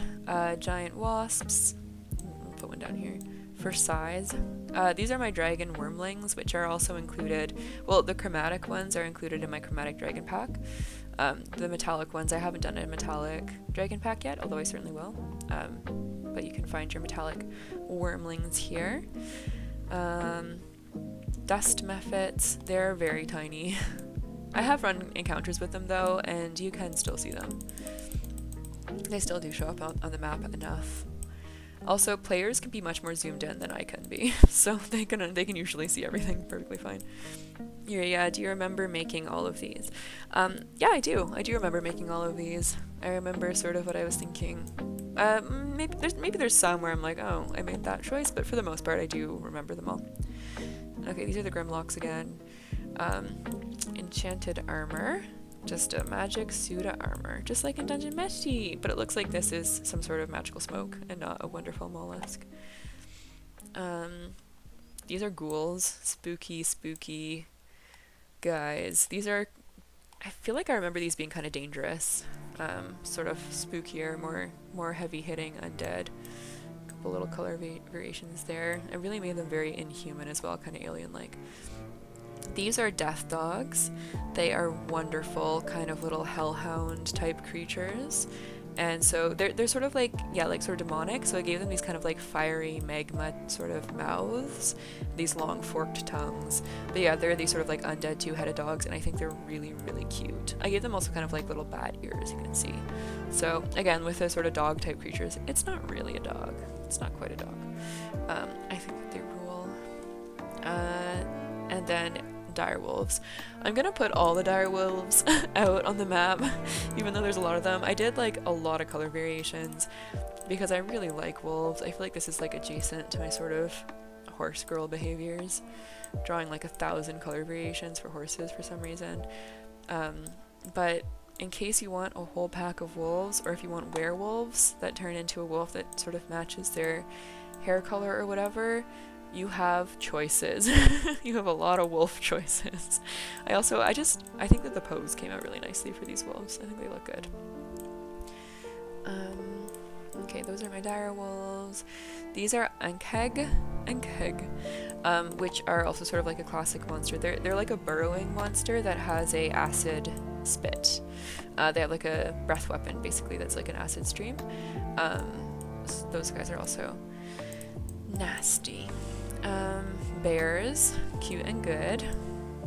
One of my D&D parties had a random bear encounter just last night. A couple different, and then boars. The boars are cute too. Let's zoom out a little bit. I have a bunch of boar color variations too. I also feel like the wolves and the boars could also be mounts.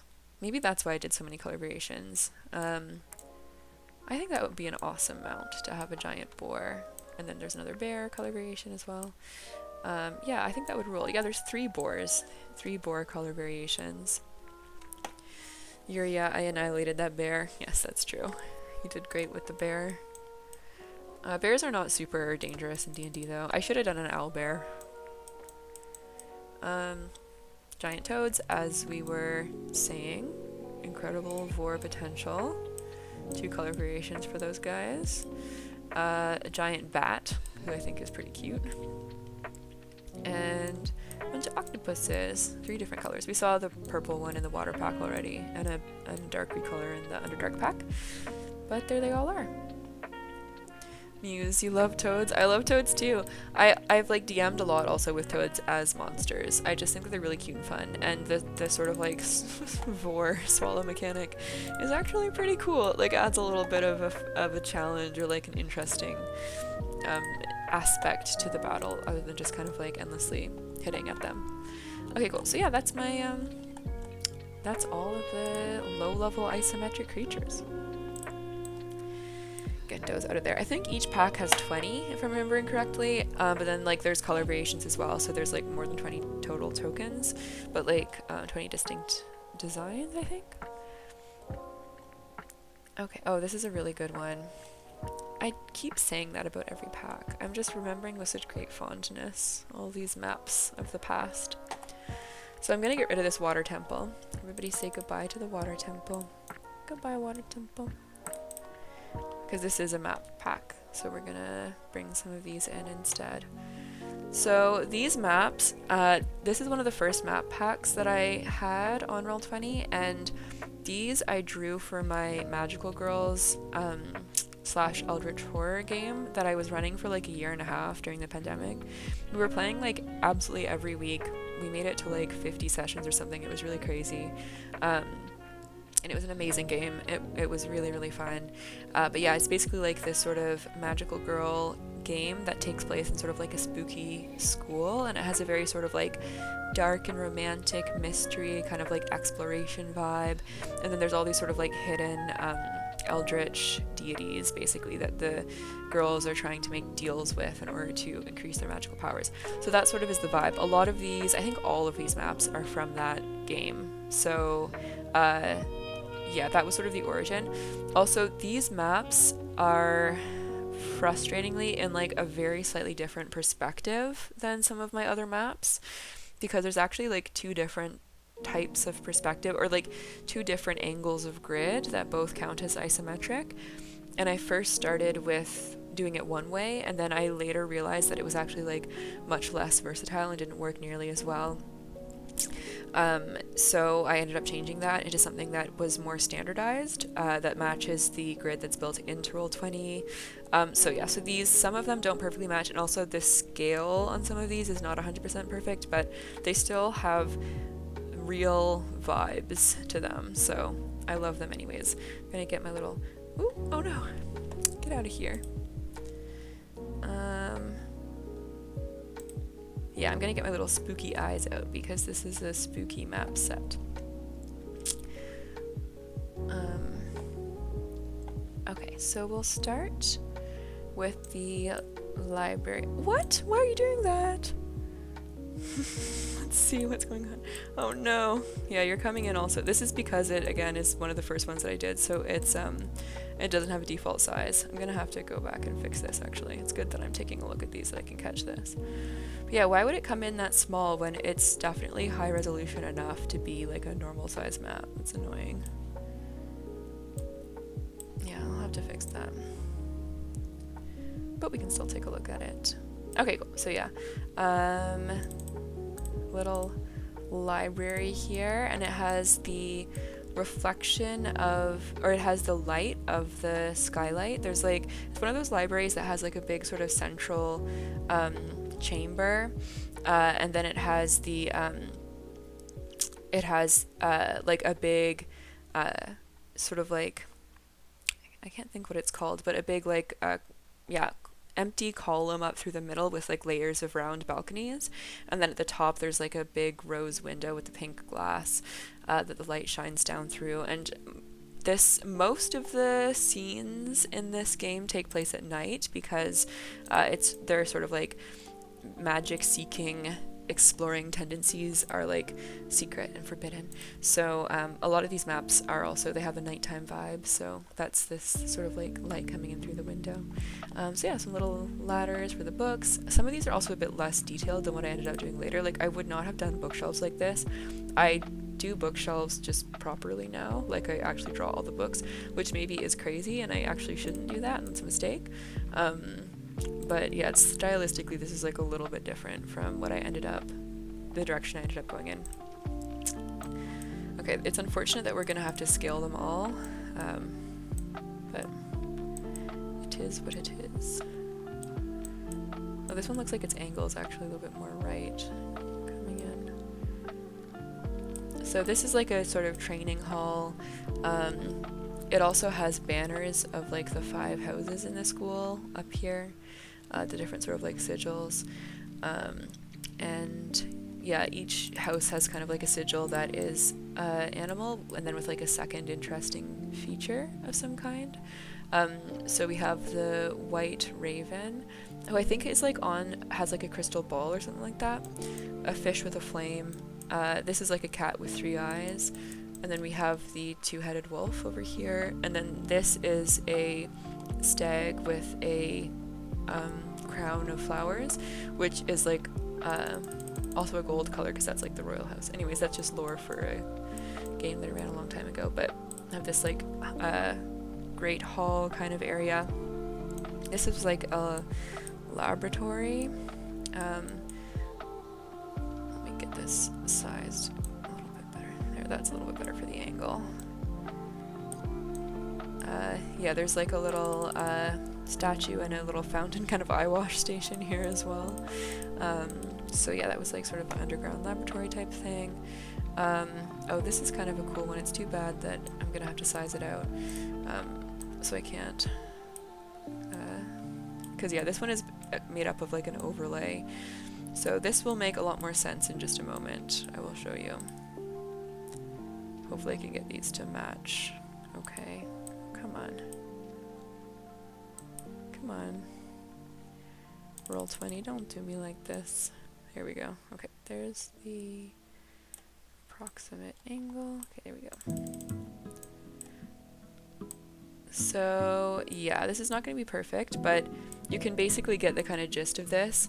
So they encountered this first as this sort of like balcony gallery where these like frames kind of overlay, and you can kind of like see a little bit of the map through there, but this was sort of like a living paintings gallery where like different characters came out of these paintings and fought them. So I actually had like character tokens in between these two layers as well. So you would have like your, you know, there would be like this top overlay of the map, and then there would be a little character behind the picture frame, and then as they came up into this gallery, those characters basically came to life and came through the paintings to fight them, and then inevitably, so they had to like defeat the characters and then go into the paintings to find the items that they had come there to recover. So then once they actually went into the world of the living paintings, then this overlay came off, and you could see this like connected space where there's like this little desk where one of them was. There was this sort of knight over here with the armory, but you can see that the this little campsite where there are these sort of like bandit characters, the grass is like actually growing onto the tiles here, so it's sort of like a continuous space behind the paintings here where all of those characters were. So yeah, that was a sort of like haunted living paintings gallery that they encountered. Also, if you happen to be in a D&D game that I'm running, and I reuse any of these ideas, just pretend you know nothing and that you've seen nothing. This was like a sort of student commons kind of an area. So these windows took me forever to draw, all these big like window seats, but the vibe from those windows is very strong. They were just very important to this room. And the big statue, this is actually the deer that is one of the house's sigils. Little alcoves here, yeah, little balcony, love that. This is a balcony also overlooking a lower area. Spiral staircase in the corner there. These were sort of in like the catacombs. So there's some sort of underground maps. You're so cozy and sparkly. Yes, sparkly indeed. Yeah, this vaulted ceiling also took me freaking forever. But yeah, there was sort of like there's a catacomb level basically to this magical school where a lot of the magical secrets and eldritch deities and stuff were hidden. So there's a lot of sort of underground catacomb exploring. So these are some of the maps that were from there. This little like ritual chamber with these sort of different statues here, spooky veils over some of them. This was just like I actually used this map probably more than any, to be honest.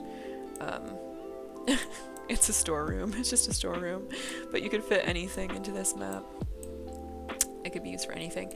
And I also I put this sort of like blanket over some figure in the background into this map, and it distracted the players so much. They kept trying to investigate it, or being like, what's under this, or like, is it moving, or but expecting it to be something, but it was just there to distract them and to be annoying, and it totally worked, and they were so distracted. Oh yes, and then a proper catacomb. Oh gosh, this sizing is driving me crazy. I'm really gonna have to fix that. That's not how I want it to be.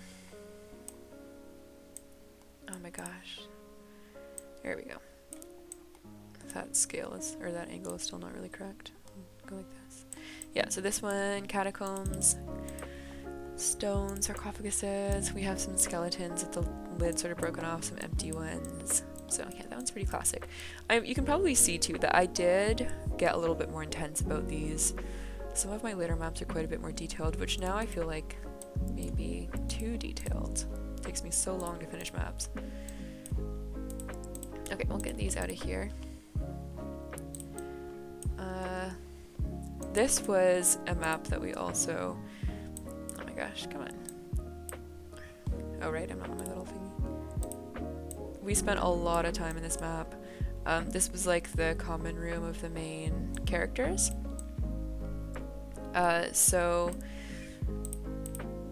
yeah, it's very cozy, and they hung out here quite a lot. Little like kitchenette area. This was the door to the rest of the school. 2 little warm, cozy areas, and portrait of like a founder of the house up there. Yeah, it was sort of like these 3 connected towers. There was a 3rd tower as well, which we will also... Actually, I think it maybe isn't in this pack, the 3rd tower, because it was too specific to that particular game. But yeah, spent a lot of time there. I love the sort of like fire effects, the like glowy fires. Oh yeah, also, well, I took that one away, but it also has a couple overlays, just that you can see the balcony on the other side, because it goes like all the way around the tower. But in retrospect, I don't know how necessary that is. I don't really like do that kind of thing anymore with my maps. I feel like it kind of just gets a little bit too much, trying to manage different like overlays and stuff, and like the transparency. So now I just design it so that everything that needs to be visible is visible without overlays like that. Oh, this is just like a daytime version of that same map. I don't usually do night and day versions except for some of my exterior maps, but just because we spent so much time in this map, and it was often relevant to the plot whether it was day or night, so I did do a different daytime version as well, just like slightly different lighting really, and overlays for that too. And then oh yeah, and then this is also just a variant of another map from this pack. Oh my gosh. This is that same library from the beginning, but in this version, you can see there's like signs of a struggle. There's like these overturned chairs and books, and the one light is on.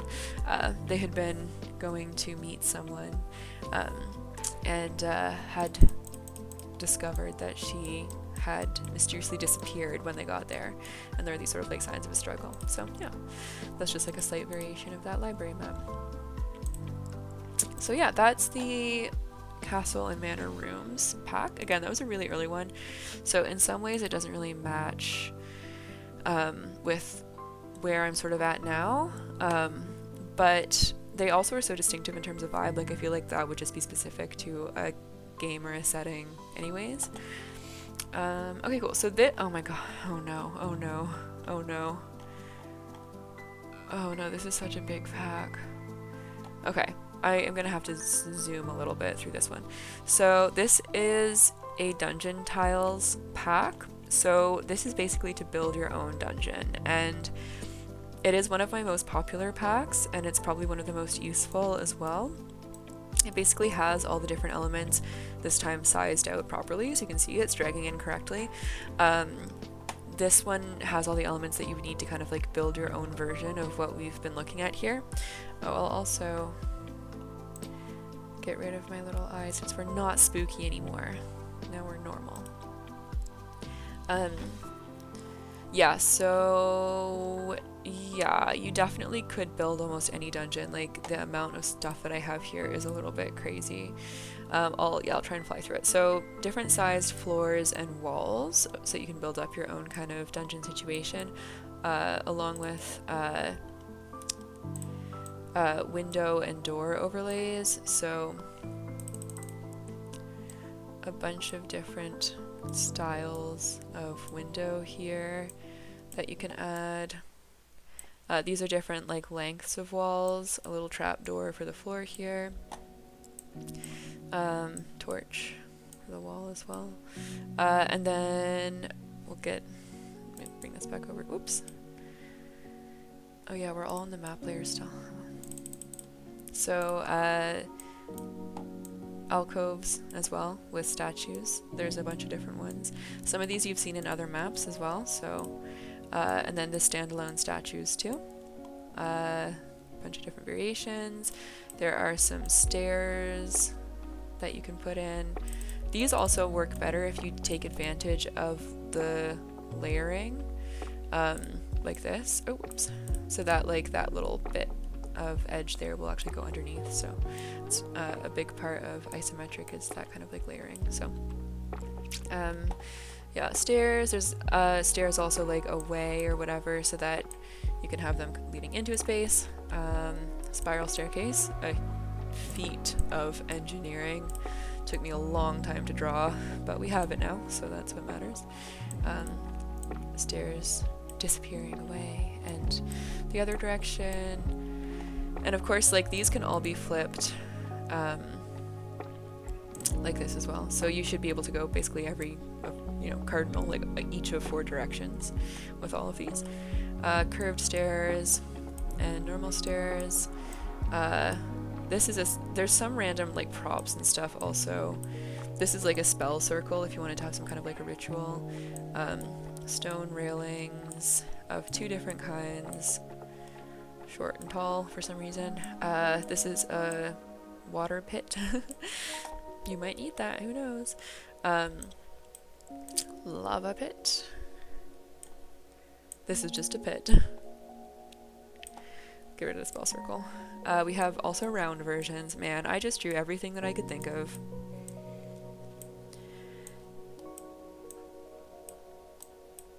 There we go.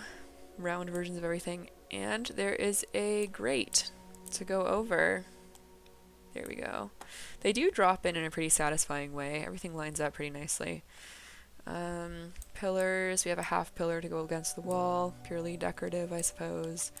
Oh, and then we have a regular pillar. Ladder. I don't feel like we don't need to keep that around. I'll get rid of some of this stuff. Boop, boop, boop, boop, boop. Okay, and then, okay, now these are all different, like, hall configurations, so you can build, like, passages through different dungeons. So there's basically, like, X's and T's and, like, everything that you would need, to build out your passageway, and then there's also these different sort of, like, themes or, like, variations. So there's a few different like obstacles or like visual themes for these paths as well. So yeah, water, I think the water one's cute with a little grate. Torches here. This is just another shape so that you can like make your specific shapes that you need. We'll put you, oops, to the back. There you go. So yeah, you can make whatever shape you need to. There's also the away T, so that, yeah, you get it. And overgrown with little plants and vines and stuff. Get rid of these ones underneath because this one has a little part missing from it. And a little mushroom hall as well. Sort of a built-in obstacle. And crumbling, sort of little ruins here. And then we have a drop-off, chasm, little hallway, and we have a drop-off also away. So if you want to, I hope I can still grab that. There we go. Yeah, drop-off away as well. Everything fits together pretty well. Little collapsed area. And oh yeah, this is just another hall color variation. Little castle with windows, another type of bend in case you need that. And then the drop-offs without the wall attached. Little curved areas towards and away as well. And then a bunch of doors. So wooden square door. This is a portcullis, which we'll get to some that we can use that for. Jail door, classic kind of dungeon door there that we also have seen on some maps. Archway, and then closed as well. This one is just like open. so it doesn't have the white behind it. This one we can put the portcullis over. It's a little different shape. This one has a portcullis built right in. There you go. Closed door. Oops. Closed wooden door. The arch without the white. And then we have, yeah, the curved with the wall, and then this is a little like alcove curved area. And a couple more little alcoves. That one, and then this one. Two different styles. And then we have a bunch of just different sizes of floor tiles, so you can build out your whatever you need. I'm gonna take a little water break. Such a big map pack.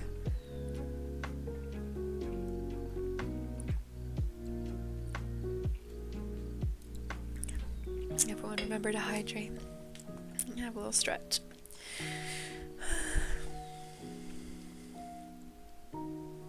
Okay, there we go. Yeah, I'm gonna get rid of some of these doors and stuff.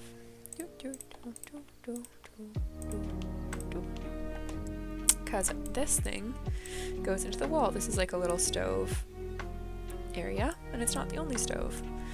We have a little wood stove also, and a stack of firewood. These are more like props and furniture now. Weapons rack, swords to go on the wall. To flip these. There we go.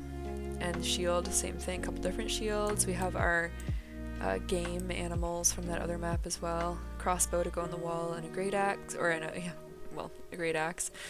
Little vanity. This was also so that you could make castles. So some stuff in here is just like furniture, like not necessarily dungeon furniture. Torch here, and a magical blue torch as well. A big tomb. These tiles are maybe meant for like puzzles or something. Different sort of little shapes on them, like you could maybe have a code hidden somewhere that you needed to enter a certain order. These tapestries. I'm not going to put them against a wall, but yeah, I have a little castle here. There's this lion, and then this knight as well. And then I also have these sort of like decaying and tattered tapestries. Little table here, and a bunch of other tables. Little cluttered table. This one has a little oil lamp. I don't know if that's the right time period, but it's there. Oop, no, don't do that. Another table, and another table, and dragon statue. This is from that water map that we were just at, or the, I guess it's in all of the versions of that map. Another table. These shelves, let's get rid of some of this. These stone shelves are like built-in stone shelves, and then this is how I draw bookshelves now. It's quite a bit more detailed, for better or for worse. Don't know if I needed to do that, but I did. And more shelves. More shelves. Now also, to be fair, I did not draw all of these for this pack. These are all things that I drew for my different little variations on different maps that I just separated out and sort of took stuff that I had already drawn and then compiled it all into a big library.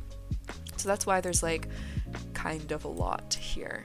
I think this shelf is cute. It has a little like bell jar of some kind. Yeah, I didn't go quite that crazy. I did go pretty crazy, but yeah, this mostly was not designed for this pack, or at least the furniture wasn't. The tiles and everything were. And then I have paintings as well. This is sort of like a bard character, a king, and then this like tiefling knight. And for your puzzle needs, we have some levers, one up and one down. We have a little lantern, and some more furniture. This game table, that's the little table with cards from the bandit hideout. We have some food storage, and another fireplace. And, oh, this is even more food storage, some sacks and barrels, fallen table. We've seen that in some runes and stuff as well. I can get rid of stuff again. This is that dungeon bed that sort of attaches to the wall like that, and we have one facing away as well, and then some variations with blankets and pillows and stuff. This is like a wizard desk. It's from the Tower Builder pack. There's a lot of fun stuff to see. It's like pretty detailed, some little like crystals, matches well with the spell circle. Another little desk here, a cot from the bandit hideout again, and just a random coffin, chest here. We've seen this also. Some different chairs. This is also for your puzzle needs, a little like turny thingy. This little campfire. I've actually used this so much. It seems weird to have a campfire indoors and maybe dangerous, and maybe everyone's gonna die of carbon monoxide poisoning, but a lot of the resources in like dungeons, like classic dungeons, have like campsites in them for like monsters and stuff. So I've actually used this little campfire overlay quite a lot. It's been in like a lot of rooms that I've designed. These sort of like broken barrels. We have some stacks of books, a bunch of different stacks of books actually. I don't even remember what I originally drew those for. They're great for clutter though. We have bones, classic, you need that all the time.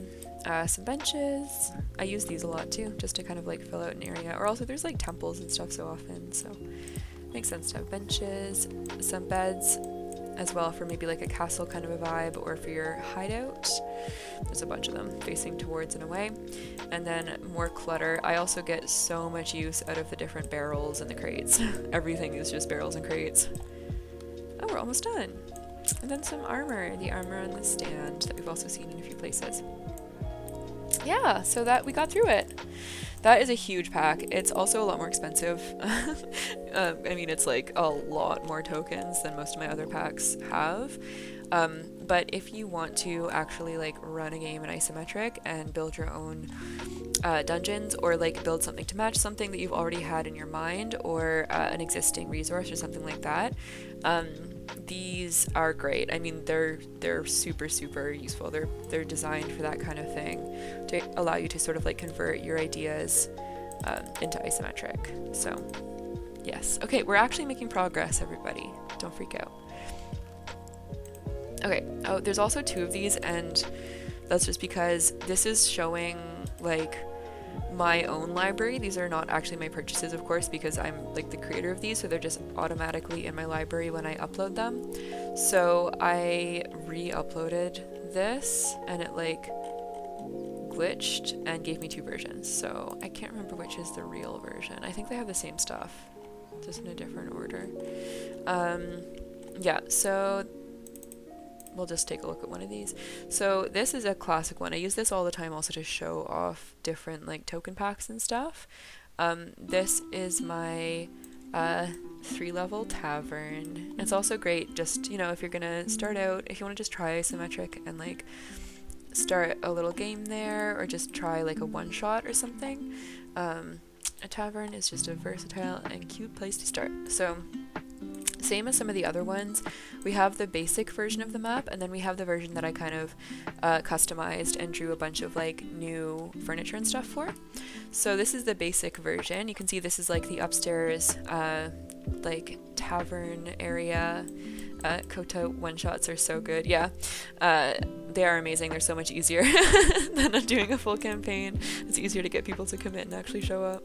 Or like 3-shots too, I really like. A sort of like intended to be kind of short format, especially if you want to try something new. Like if you want to try isometric, or like a system or something that you've never played. So yeah, this is the sort of upstairs, like the inn kind of section of the tavern.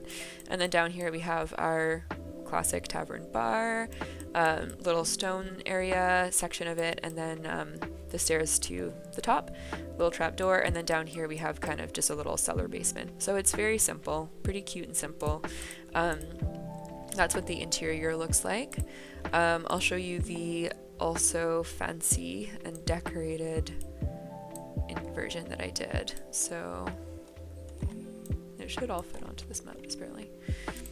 So in the decorated upstairs, we have a couple different rooms, and then sort of like a communal tub.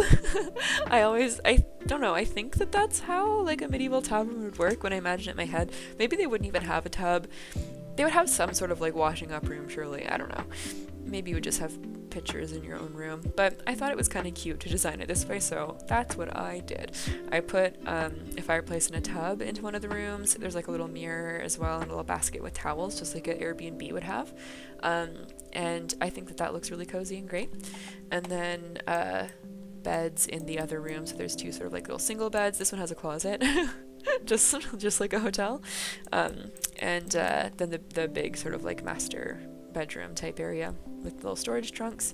Every time I'm in a tavern or I've like run something in one of these maps, my players always are like, we gotta get into those trunks, like what's in the trunks? And it's like blankets and stuff, dude, or it's empty. Like, it's a hotel. Like, it's your room. What did you put in the trunk, my man? They're just there for decoration. So yeah, that's the top floor. And then we have this very sort of like cozy downstairs. I really like this mop corner. I feel like it's realistic. And there's like the coat rack there too. Tater, that's where you keep your cheese.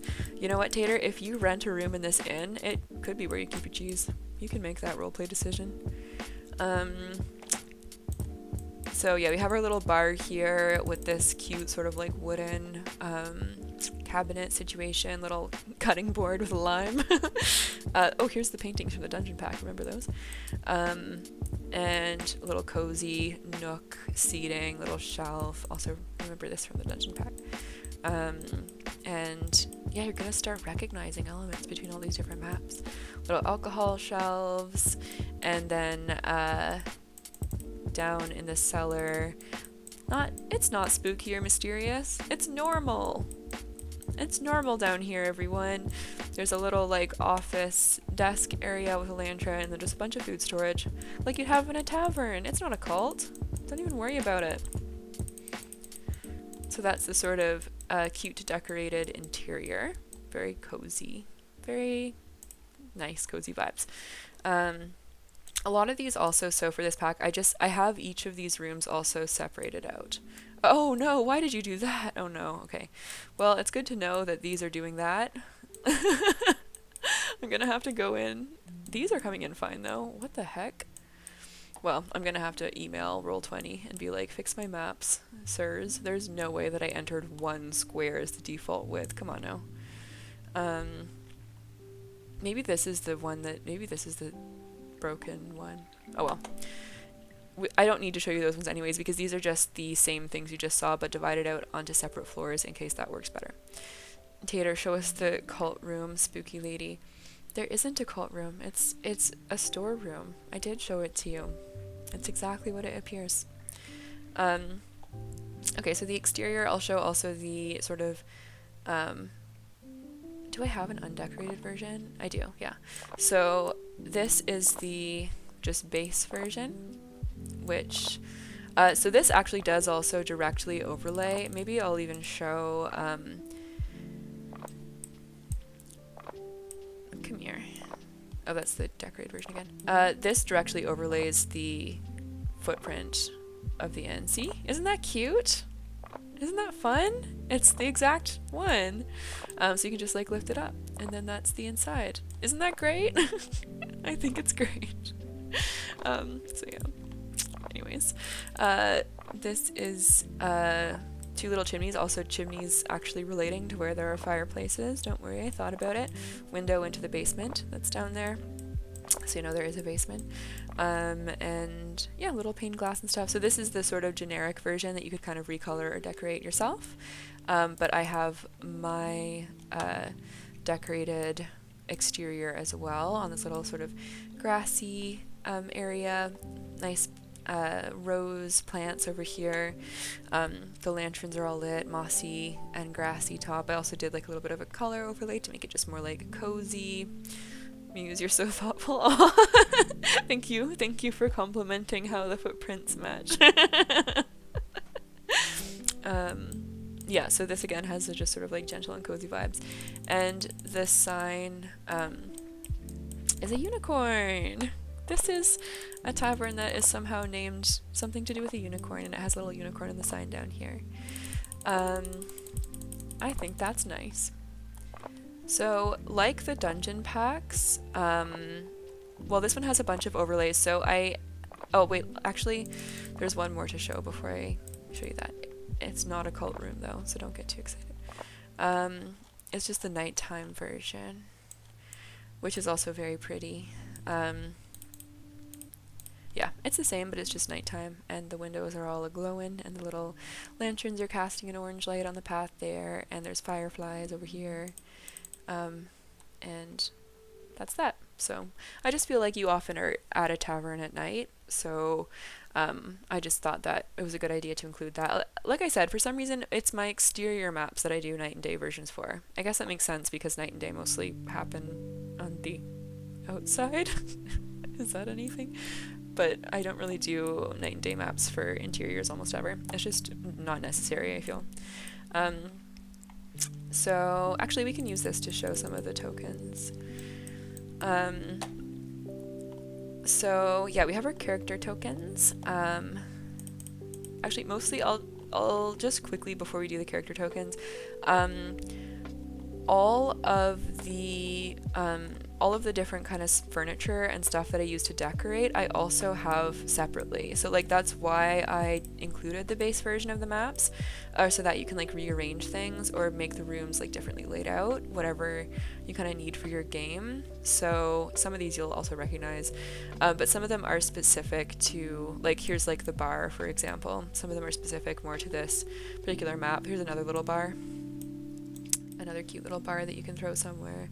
And so there's like these little beers and candles and stuff. So you can basically use these to decorate it as you see fit, if you want to rearrange it from what I had for whatever suits your needs.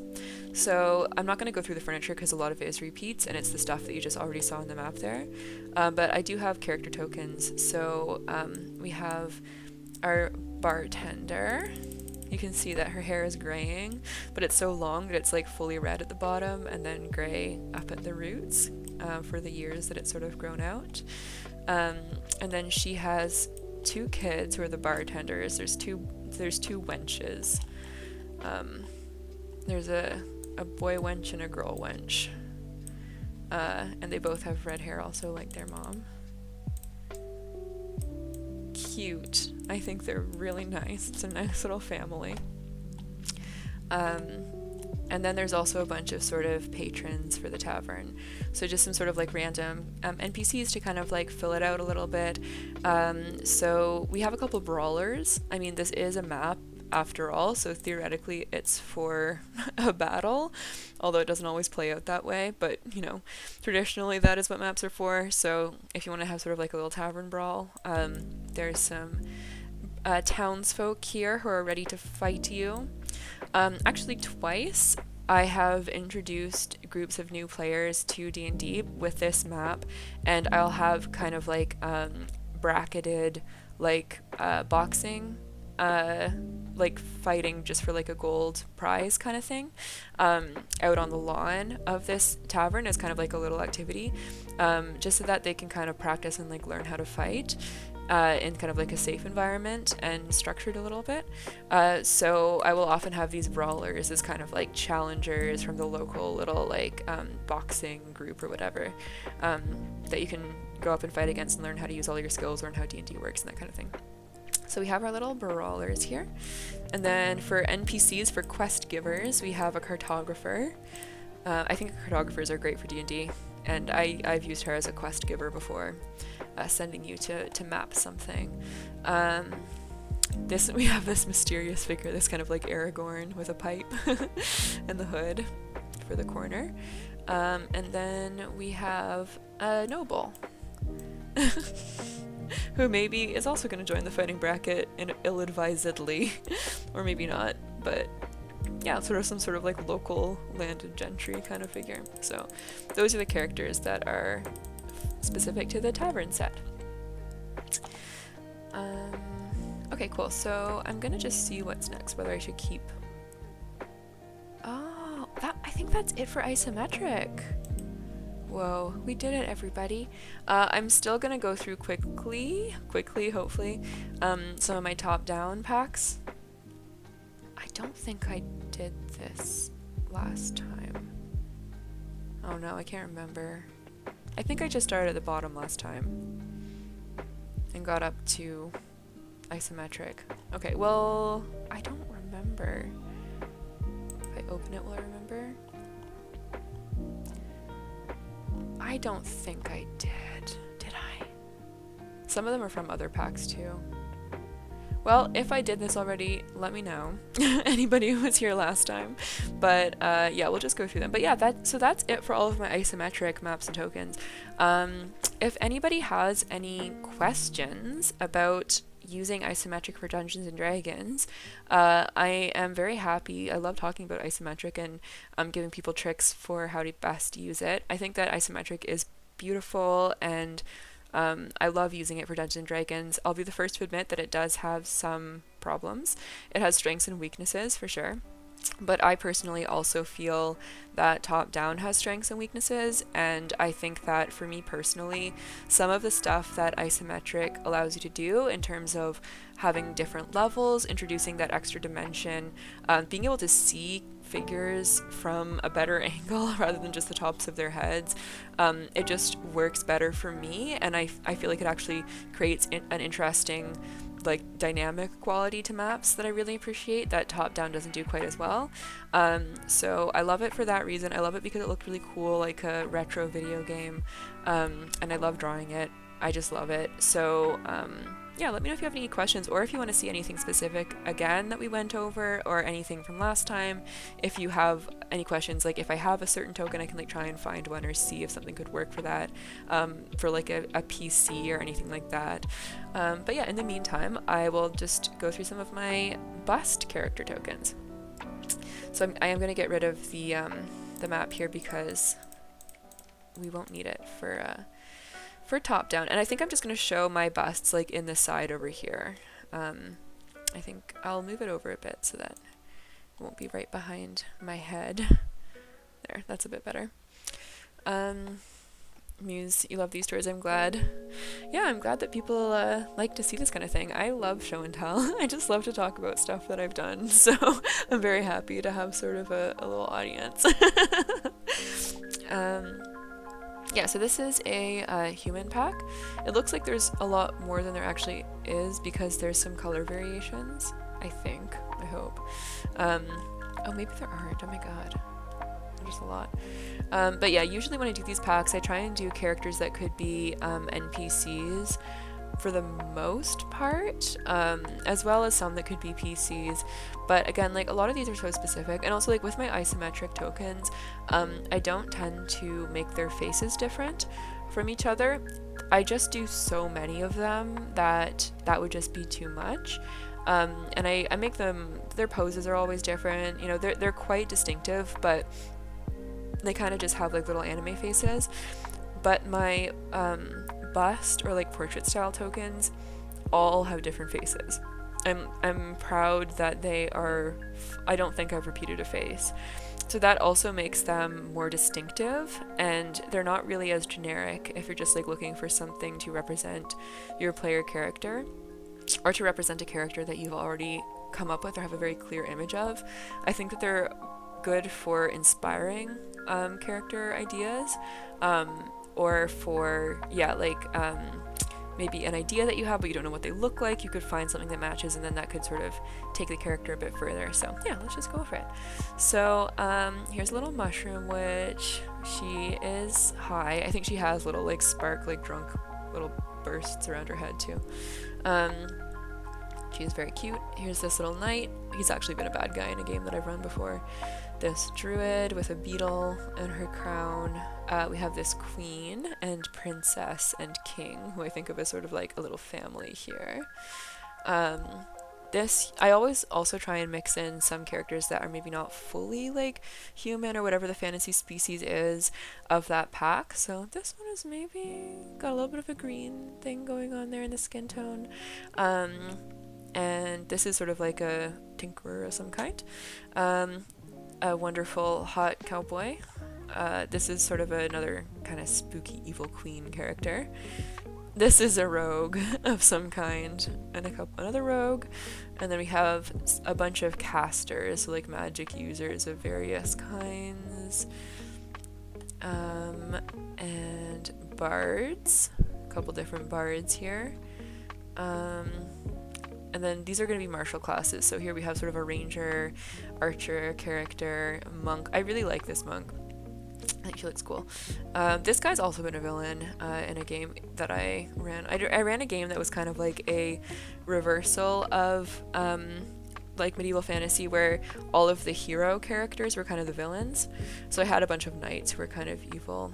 Another fighter is like a barbarian or something, and these are bandits as well. A bunch of different bandits. These are going to be villagers next, I think. So we have a baby, a human baby, and then townsfolk. These are children, I think. I usually try and include a couple. Townsfolk, cute farmer. Yeah, so that didn't take too long. That's my human pack. These are our half-orcs, which I am absolutely just obsessed with half-orcs. I absolutely love them so much. So we have a academic. This is a bard, some kind of a jester.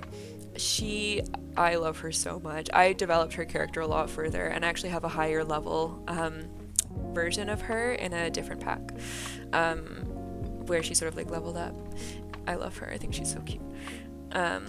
Muse, cute farmers giving tater energy. Oh, I love that. Oh, she was also part of the villain party.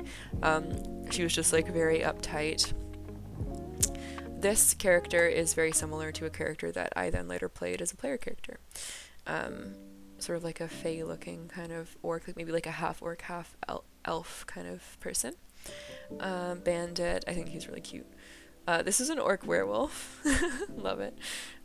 Some little villager children. Yeah, these are going to be villagers for the next little bit, I think. Another little child. This sort of maybe part tabaxi, part orc.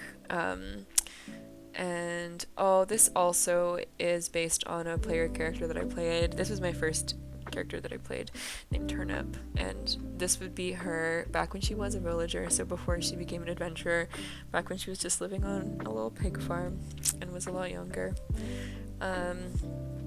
Another little orc villager, another cute farmer, and another cute farmer. Muse, we love Turnip. Yes, Muse remembers Turnip.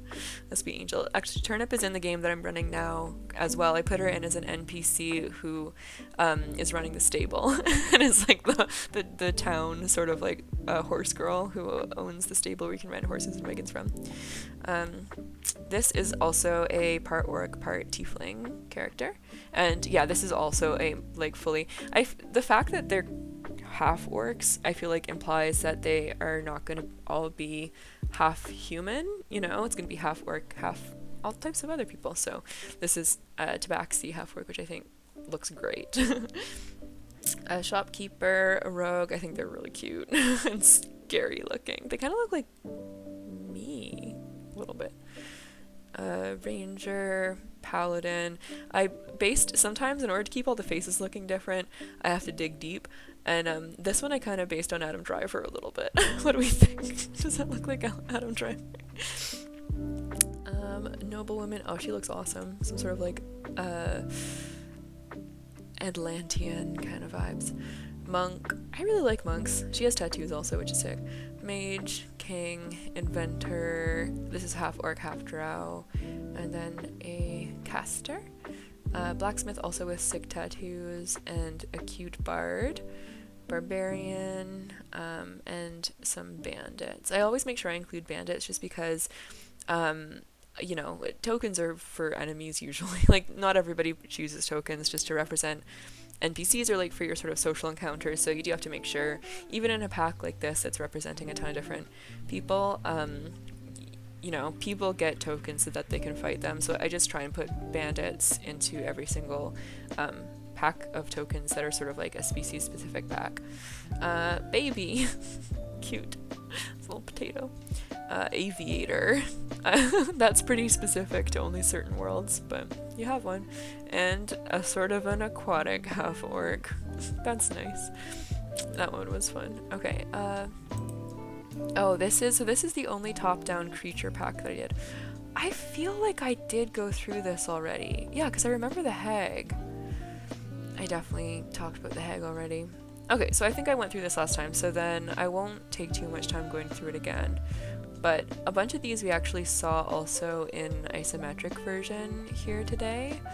Oh, there's my face spider. Maybe I don't have an isometric version of the face spider. But yeah, it's kind of cool to see the top-down versus what I did when I translated it into isometric. Some of these are very similar actually to ones that I did in isometric as well. And of course we have cubes. You always gotta have a cube. Vitally important.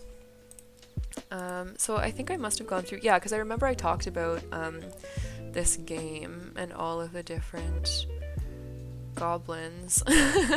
But yeah, basically I ran a game that was like all goblins, and so that's why I have a ridiculously huge pack of goblins, because every character was a goblin. And yeah, we have a bunch of different like king and villagers. But yeah, in this world there was also like an aquatic group of goblins, so a bunch of them also have little gills and stuff. If that's something that works in your world, you can have them too. Yeah, we must have also gone through these elves. I'll just go through quickly in case we didn't, but oh, these ones have color variation, so it makes there be like a lot more of them as well. And I mashed together the elves and the half-elves too, because you know, what sort of differentiates an elf from a half-elf visually is kind of like up to the DM in the world. It's not super clearly defined.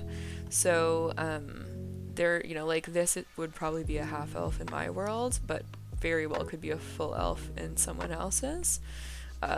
You know, it's not necessarily canonical for full elves to have like ridiculous animal ears like how I draw them. So yeah, I just decided to combine the packs rather than try and make them like visually distinct, which I don't feel they are really.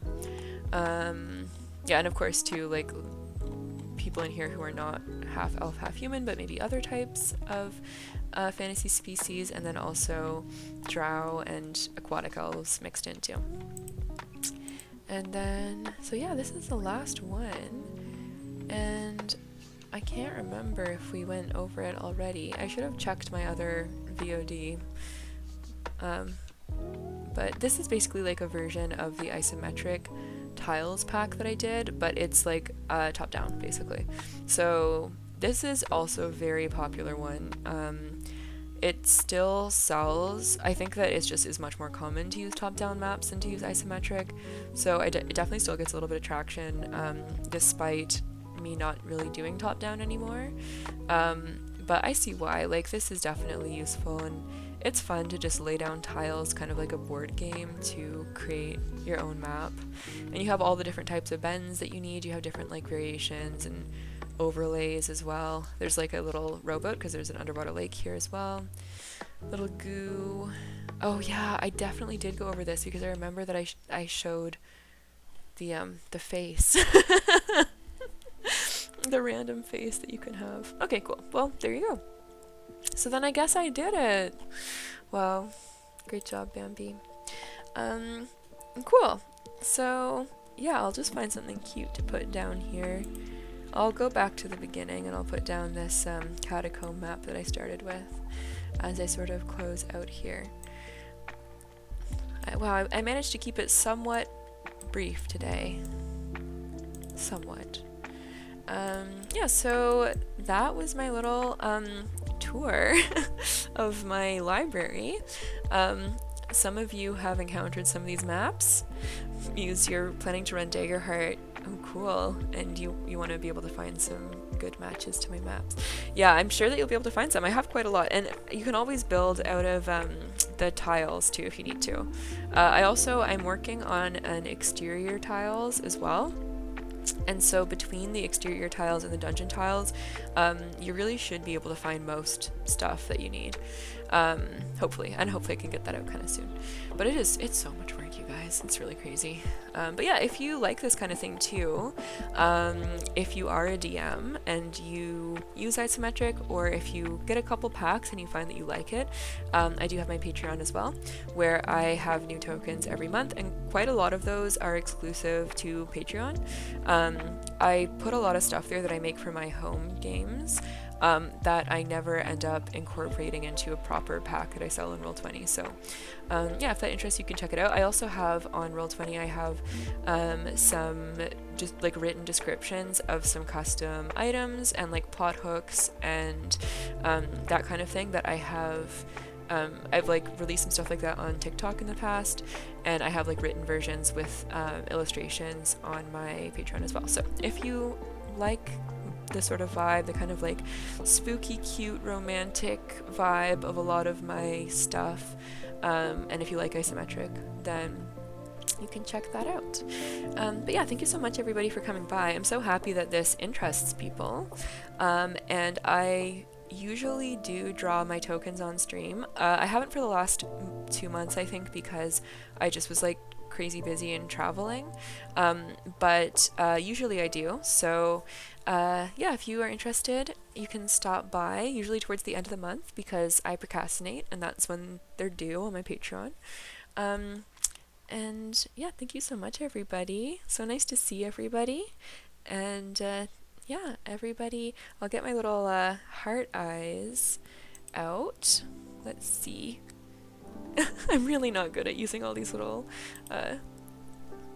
remembering that I have all these little emotes. But yeah, thank you so much everybody, and everybody have a wonderful night and drink water and stretch. Alright, good night everybody.